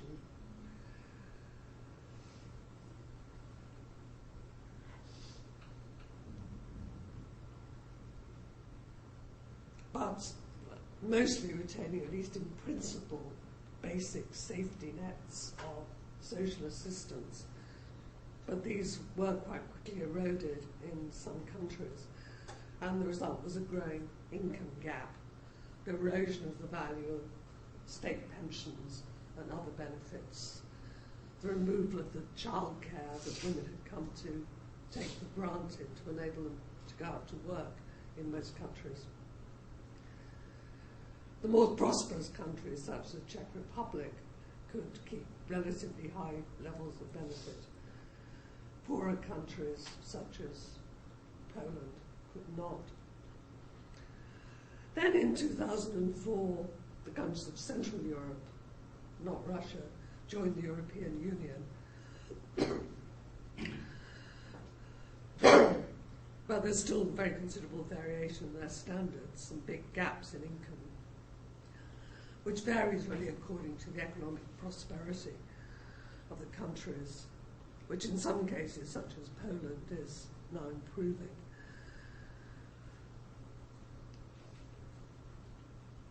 But it's hard to see that in most cases their welfare systems are improved after 1989, though they didn't always necessarily get very much worse, though the income gap certainly has grown in most of those countries. So by the 1970s, most countries of Northwest Europe had welfare states which differed in details in some of their structures, but in general offered their populations fairly good education, healthcare, security in old age, and unemployment, benefits for children. And as I say, the income gap in most of them had narrowed. Welfare states were getting more and more expensive. One thing that was particularly expensive was healthcare, precisely because medicine greatly improved in what it could do. But the costs of drugs, the costs of new technology, costs of making the benefits of good healthcare available to everybody grew. So it did become extremely expensive. Also, people's standards rose as people got accustomed to good standards of provision. They, of course, wanted more. A big difference by the late 1970s was that most people expected to be healthy, whereas most populations through most of history would not have expected to be healthy. Now, if people are not healthy, they feel there's something wrong, whereas for most of human history, it would have been normal, probably, not to feel entirely healthy. But the better conditions get, the more people expect. And so keeping up with the costs, and of course once people know, for example, there's a good drug for some illness, then everybody wants it, and this puts pressure on the costs of systems, understandably. So the costs of keeping welfare states going, and of course the other important element that's only beginning to be noticed in the 70s, became much more evident in the 90s, was the ageing of populations, and so the growing costs of pensions. But despite the costs, in most countries, welfare states continued to expand up to the mid-1970s. And in general, living standards in most of these countries were incomparably higher than they'd ever been before. There was still what was defined as poverty, but poverty had come to mean something very different by the 1970s compared with the 1900s. It was no longer being defined by social scientists as not having enough to eat or a place to live. It was coming to be defined relatively to the standards of other people. But it's when you fell behind the average standard of the population that you were deemed to be poor, when you couldn't share the same activities as most of the population. So definitions of poverty, and consequently what welfare states were about, were rather different by the 1970s, which I suppose contributed to this question of what are welfare states for. Then came the economic crisis of the 1970s, stimulated by the rapidly rising cost of oil, but preceded by considerable international inflation. And the post-war European consensus on welfare began to be challenged in many countries.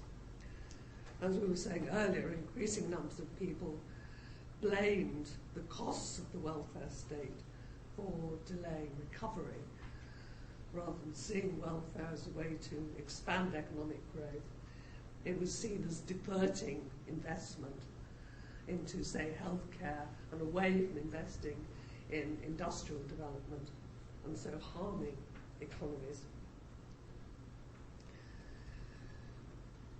And the economic crisis did lead to most countries, to some degree, in the 1980s, reassessing their commitment to welfare expenditure,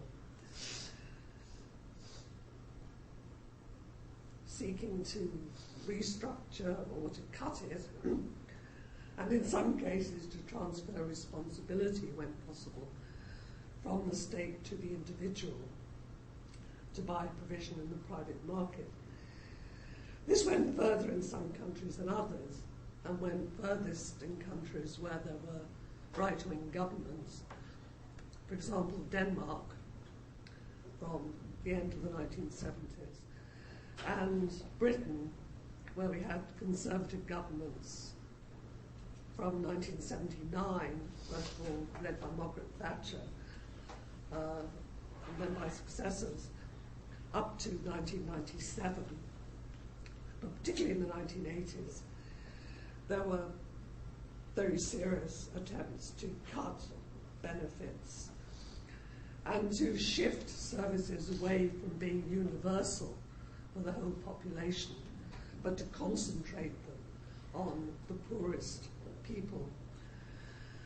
The problem with concentrating or targeting benefits on poor people, it always sounds a very sensible thing to do, concentrate your resources on the most needy. But the problem is, A, it's very expensive to find out who really needs services or benefits, such as pensions or whatever, because you have to assess people's income, and their income may change, so you have to keep up with those changes. So it can be very costly. It's actually cheaper to pay to everybody and then tax them.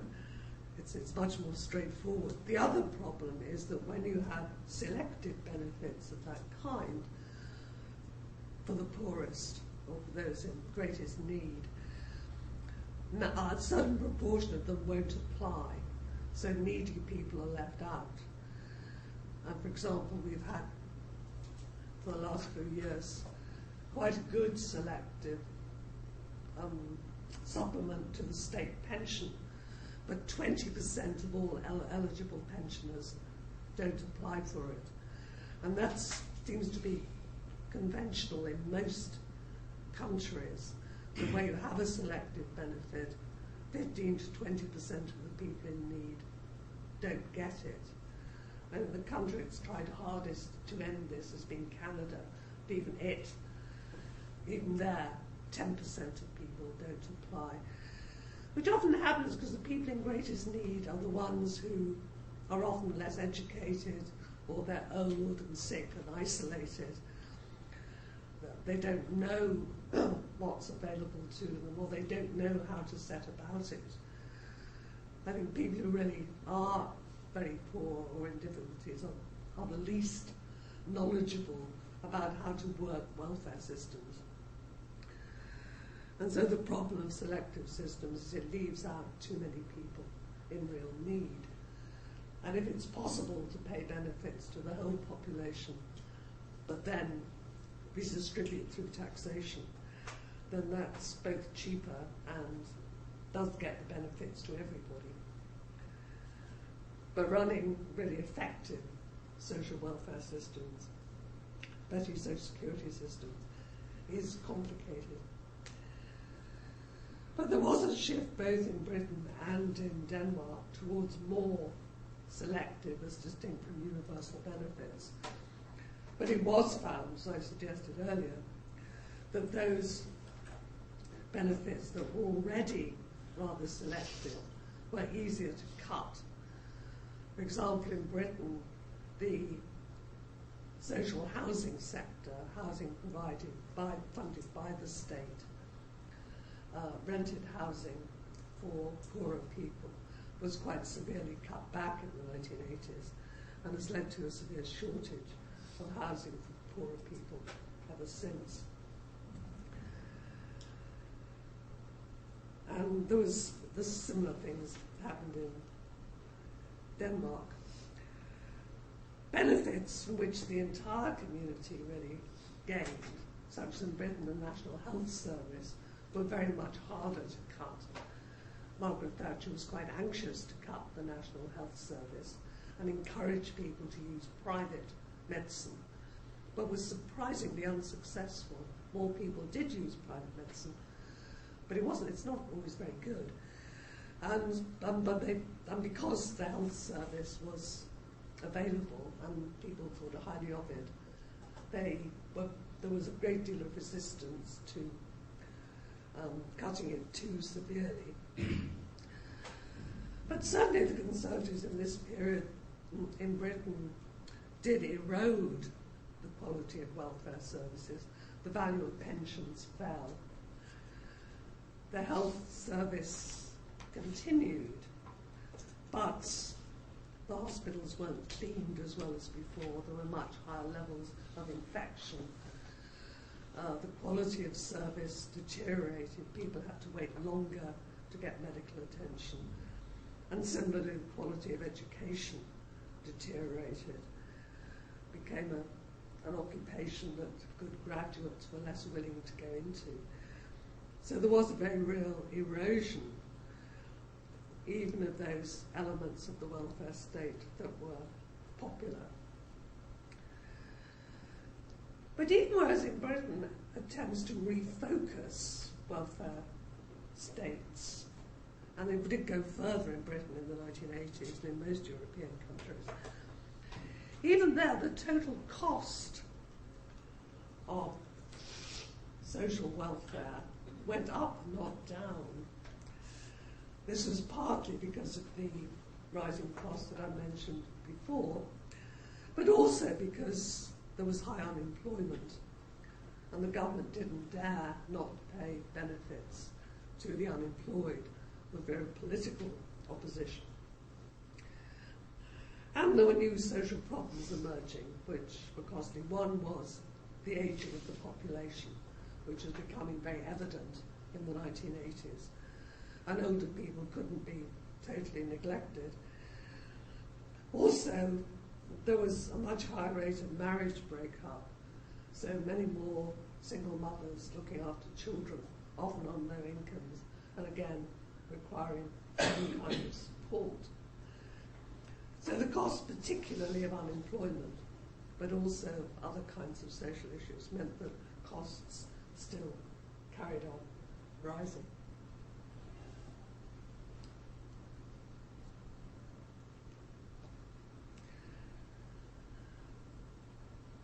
And what happened, particularly again in Britain, was that the safety net was withdrawn and there was growing income inequality.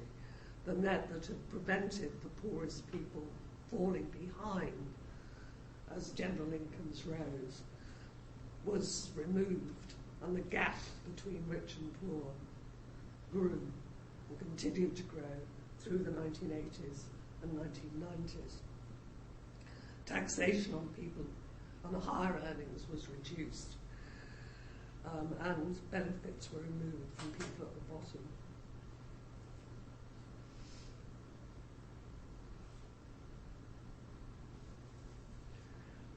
I think in most countries there were certain modifications to welfare services in the 1980s, but few other countries went quite as far.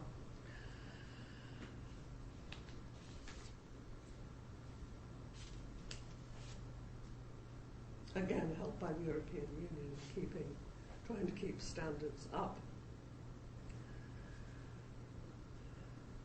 But as I've said, since the 1970s, most European welfare states have struggled to contain costs, particularly those of healthcare, and the costs associated with aging populations, such as the cost of pensions and care.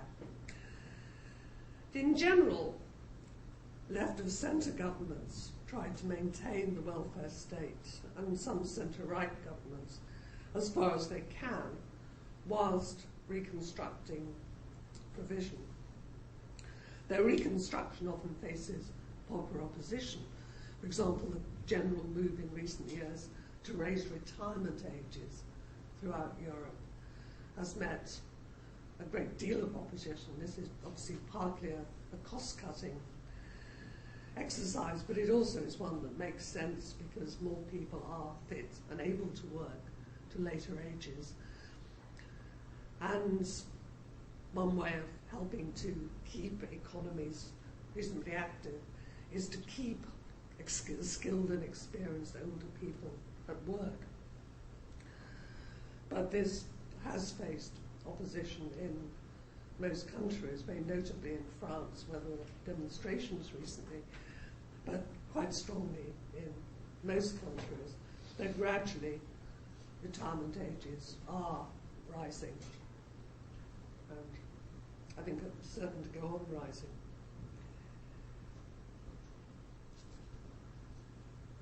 But in general, the left and centre governments have tried to maintain and reconstruct welfare states. And certainly the Labour governments in office in the United Kingdom from 1997 to earlier this year did a great deal to restore the cuts that the Conservative governments had put in place in the years before, but whilst tending to shift to more targeted, income-tested benefits. Labour introduced a minimum wage for the first time. Britain's one of the last countries in the world, or in the developed world, to introduce a minimum wage, though a rather low one. But it did particularly benefit women workers. It introduced these pension supplements which boosted the income of low wage, of pensioners, to an adequate level, because, as I said, state pensions had always been so bad. But 20% of people didn't apply for them. They introduced educational maintenance allowances, which paid young people to stay on at school past the official leaving age of 16 in order to improve their skills and increase their employability. Because Britain for a long time had the highest proportion of people leaving school at 16 and not staying longer in education of any Northwest European country. And these allowances were highly successful in encouraging young people to stay at school, college, get better qualifications and better jobs. There was a slight narrowing of income inequality and 600,000 fewer children in poverty over the period Labour was in office. The health service was very much improved again, having been so badly eroded, and death rates fell. And in fact, fewer people used private health services during this period, despite rising incomes, and despite a fashion for cosmetic surgery, which is only available in the private sector. Hospitals were cleaned up and became less riddled with infection than they'd been under the Conservatives. So that by 1989, even the International Monetary Fund, which isn't a fan of socialised medicine, was praising the National Health Service, and it was doing well by international comparisons. Unemployment fell until the crisis in 2008, and much was done to improve security of employment and help and advise the long-term unemployed into work. There were still great weaknesses. There's still great shortage of housing, which is very costly. The British housing market has a much higher rate of owner occupation. People own their houses, increasingly since the 1980s, rather than renting, which again is unlike many other West European countries. And the costs have gone up really very high, which makes it very difficult for poorer people to live, particularly in the cities where there's work. And the Labour governments did too little to stop that. And they were unwilling to raise tax levels for increasingly large numbers of people on very high incomes in order to put more money into essential services like housing and also care services, particularly for older people, were in quite bad shape, too often employing low-paid, untrained immigrant or undertrained immigrant carers who didn't have the opportunity to be good enough at the job. So there were very real improvements after the erosion of the 1980s and most of the 90s, but still problems. And then since May 2010, there's a new Conservative-led government, which already in its first few months is going further than Margaret Thatcher or any other European government I can think of in seeking to cut welfare benefits, disability benefits, healthcare and housing. It's already cut the educational subsidies that enabled children to stay on at school and gain more skills, cut the services that helped the long-term unemployed get into jobs. It's adopting a rhetoric rather like that of the 19th century Poor Law, the assumption that people living on welfare benefits are lazy and have to be forced to look for work, while at the same time making less work available, particularly through severe cuts to public sector jobs. And in fact, there's very little evidence that there are very many people who are just living on benefits because they're too lazy to work. And most benefits are so low that it's hardly likely many people would think it was a desirable option.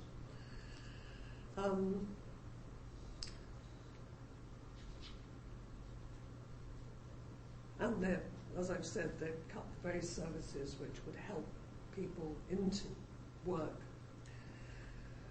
It's obviously early days for government for this government, and hard to assess the long-term impact. But it does look worrying. But their argument always is, given the severity of the economic crisis, which they tend to exaggerate, it's necessary to make these cuts if the economy is to recover. So it's a complete turnaround from the early 20th century in the discourse about the relationship between welfare and the economy. But fortunately for the rest of Europe, nothing quite so severe seems to be happening elsewhere except in Ireland, which is undergoing a serious crisis at the moment. So the current economic crisis does seem to be provoking another reassessment of welfare states, rather like the 1970s, more in some countries than others, and as in the late 70s and 80s, more in Britain than other European countries. And it's still very early, and we've yet to see how the crisis will work out and what its impact will be. So it's very unclear. As we've seen, what happened in Western Europe after the Second World War was expansion of welfare states in Western Europe and narrowing of income inequality. From the 1970s onwards, a tendency to cut and question the welfare state and a growth of inequalities, particularly in Britain. A certain improvement in the 2000s, but now the current crisis and the outcome of that isn't quite clear. So I'll stop. And any questions and comments?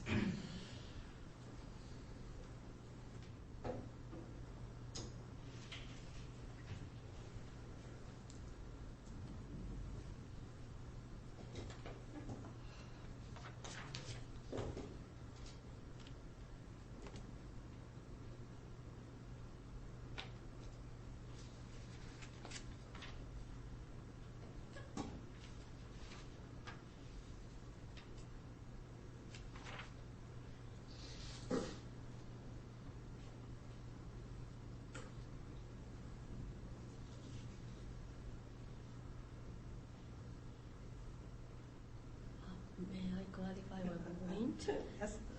You said voluntary institutions and family's role was not pushed out in the process of expansion of welfare states. In everywhere, in every countries. Well, I haven't seen any good comparative studies. The only comparative studies I've seen relate to older people, because that's what I work on, and that certainly shows very high levels of family support. And there's a kind of rhetoric in Europe about how families don't look after their own people. Again, I heard it on the BBC radio this morning.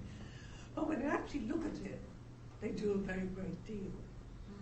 And they may be much less likely than parts of Asia for older people to move to live with the younger generation. But they very often live not very far away, and there is a great deal of support given. And certainly in Britain, the welfare services tend to assume that if there's a daughter at hand, she will do a great deal of the caring. But I do think services have tended to support the family rather than actually make it easier often for families to care. And for example, in Britain, since when they were introduced, there is something called a carer's allowance. So somebody who is a carer now gets payment, which used not to be the case. So it means if somebody has to give up their job to look after a disabled or elderly relative, they're getting some kind of income. It's not wildly generous, but it exists. So I think the family is very important, and it's often underestimated how important it is.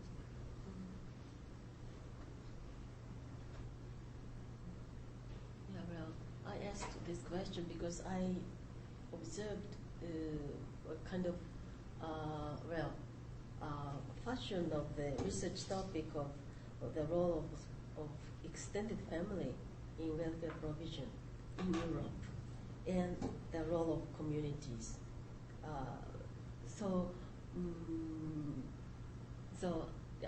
I just wondered if it is something to do with the reality, the recovery of the roles of, or the coming back of the role of family in welfare provision is reality or just in discourse? This is my question. I don't think it's a coming back. I think it's always been there. I think it's come into the discourse. Partly because of a greater rhetoric from governments about how it doesn't exist, and so you've got to encourage more voluntary action, something the present government is making a big noise about is the importance of developing more voluntary action. And it's implying that there isn't very much, it's gone away. In fact, it's extremely strong. And there has been actually more historical research on what's been recently and what's been, I'm going to talk about it next week, on what's been happening over the last 100 years. And if anything, the growth of the state has encouraged the growth of voluntary action. It's subsidized it very often. And similarly, the more people say the family isn't doing things, the more some researchers like me start to ask the question, well, does the family not do it? And in fact, people haven't really done the research. It's something that's quite hard to measure over time because there aren't statistics of family care, not very good. So you have to use all kinds of qualitative methods. But the more it's looked into, the more evident it is that there's a lot of it around.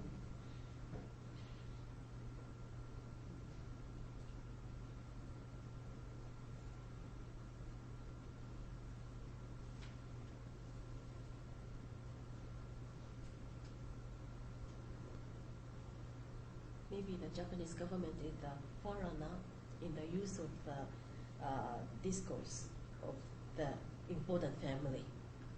Yeah, it happened in 1980s. isn't it? Quite early. Yeah, so that's interesting. I think it was Margaret Thatcher in the 1980s trying to push more social welfare services onto the voluntary sector that made people start looking seriously at the role of the voluntary sector. Because I think a lot of us had always written at that point as though the voluntary sector was bound to dwindle and the state would be bound to take over. When we realised that the state wasn't taking over, then I think we started to ask the question, what has been happening to the voluntary sector? What role does it play? And particularly, of course, when people in the voluntary sector were saying, well, we can't take on these roles. But, we wanted the state to do certain things because only the state has the resources to provide, say, old age pensions or large-scale care. There's certain things that families can do and voluntary organisations can do, other things that the state can better do. So I think it just made us think more carefully about what's going on, who's making provision, which was quite useful.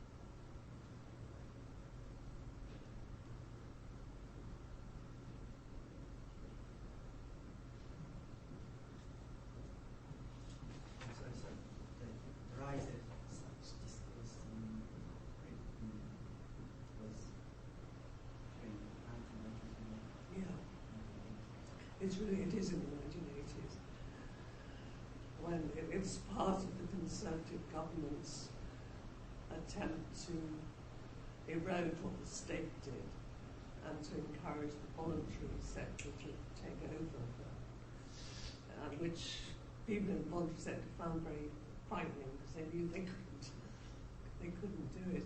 And it's interesting how this new Conservative government is picking up the same rhetoric of the 1980s Conservatives, but very much faster and taking it further.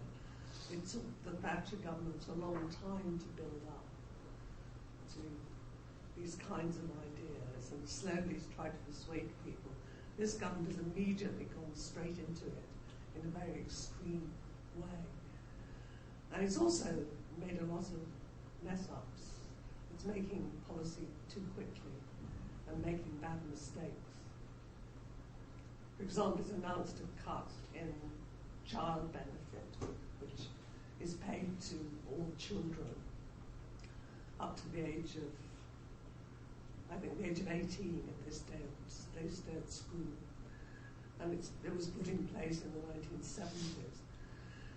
And the government very quickly announced it would be cut to people paying tax at a higher rate. At a certain income, you pay 40% of your income in tax, and that rate is about £44,000 a year. But they forgot that men and women are separately taxed. And so the outcome of that is in a household where both husband and wife or partners are both working, but both earn a bit less than 44,000. They keep their child benefit.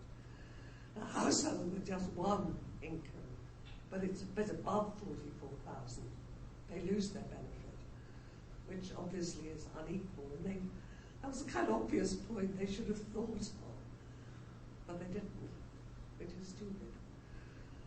So, and there have been a lot of errors of that kind, because they're in such a hurry to implement cuts.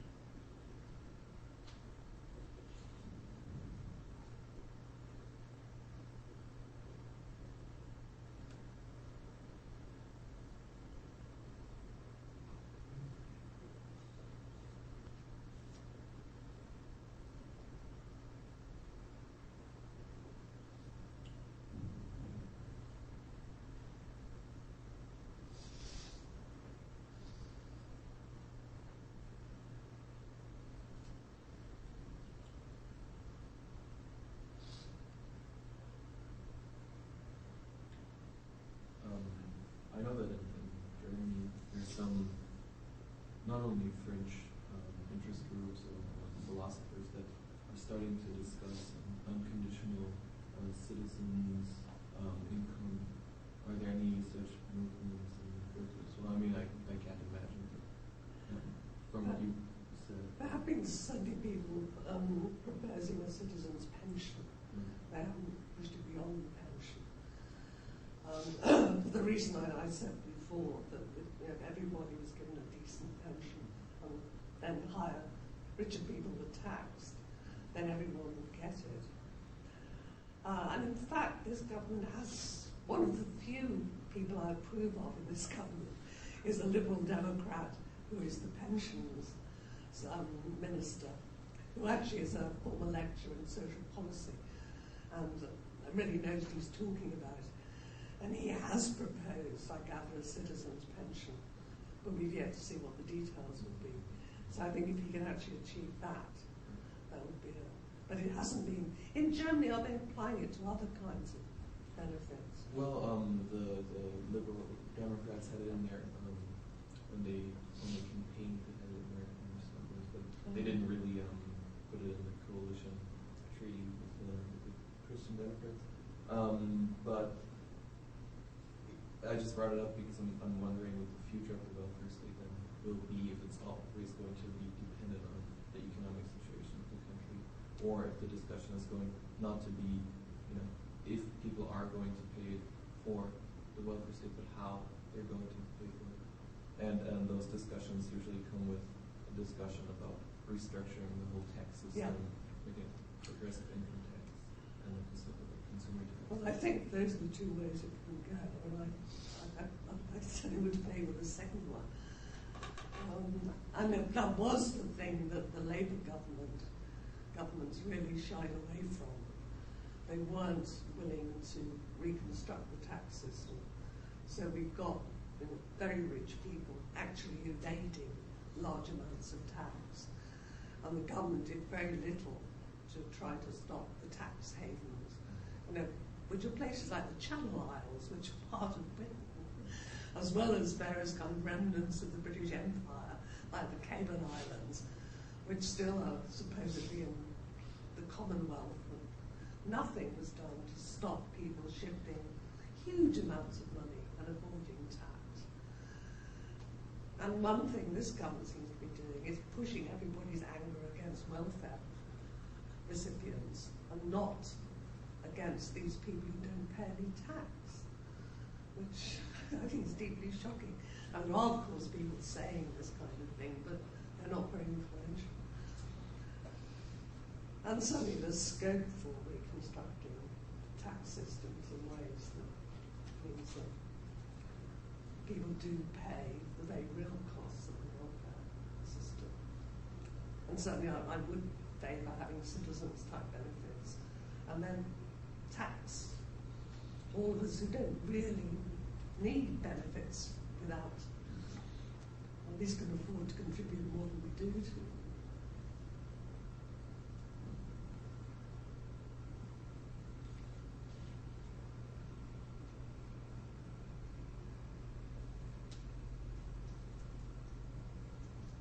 So I think if that kind of debate can take place, it would be a healthy thing.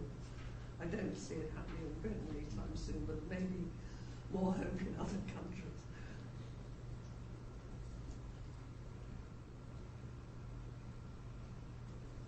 And there are examples like Norway that seem to have quite high levels of tax, high levels of redistribution, good services. But again, it's a very much smaller country than Britain or Germany, and have the enormous advantage of a large income from North Sea oil. They found they had a lot of oil sitting in the North Sea within their boundaries. But unlike the British government, have the good sense of the government to keep owning it and getting the profits which they were able to plough into good services. And that's done Norway a great deal of good.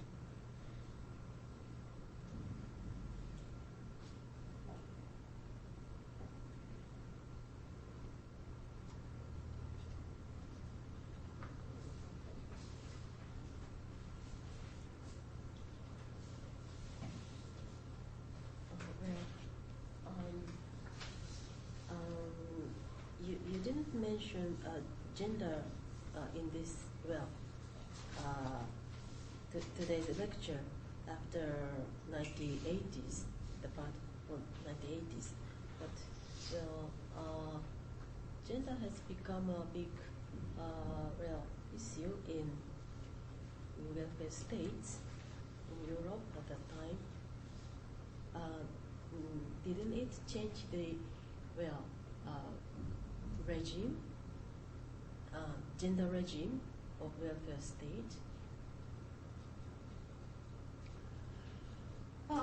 Male breadwinner things. I suppose, to some extent, there's still great gender differences. Above all, I know more about the pension system than anywhere else. And that's where there's very great inequality. And it's certainly true, but it's true in all systems. Women have somewhat greater protection in other European countries. But anywhere where the pension is even partially dependent on employment, discriminates against women.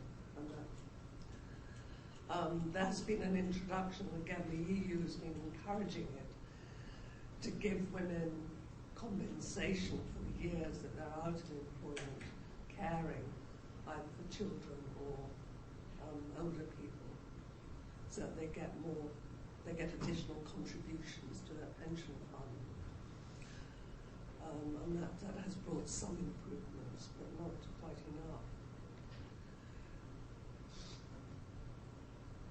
And I suppose welfare regimes are less of an assumption that all women are dependent on a man, because of course that's the reality. More women are living independently, often with children, since the 1980s. That's made a change.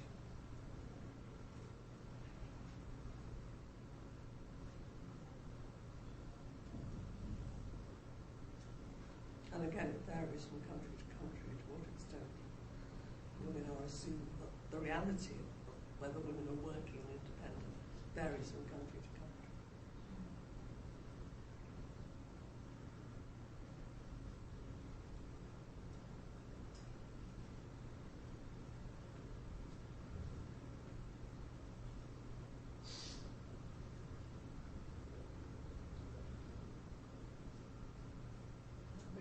I have chances to talk with researchers in the field of feminist welfare states.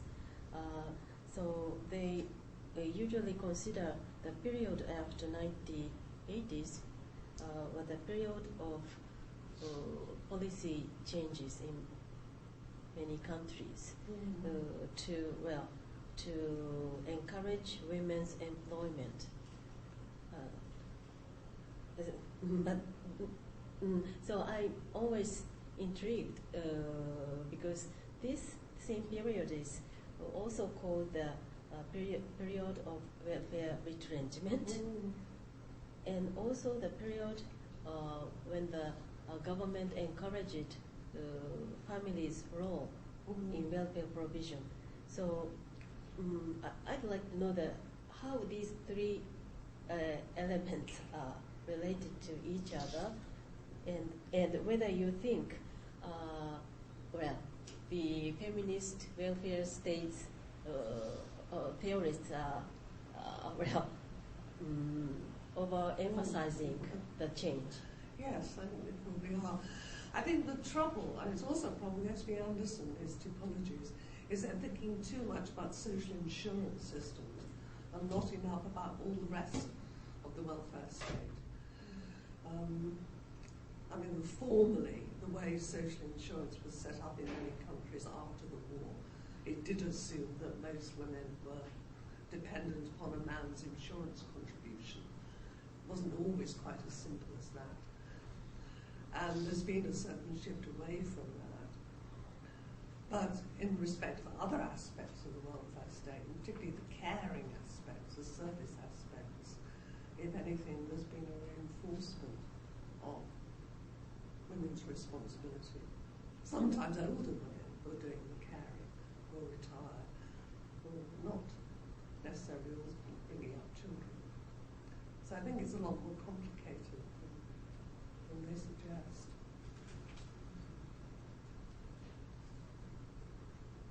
I think the male breadwinner model is an oversimplification to begin with, and then the shift away is also an oversimplification.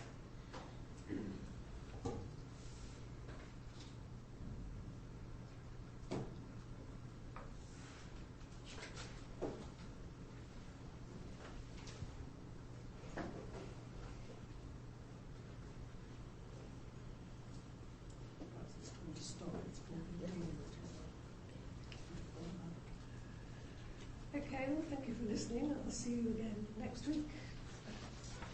And I think I have to set you some work to do.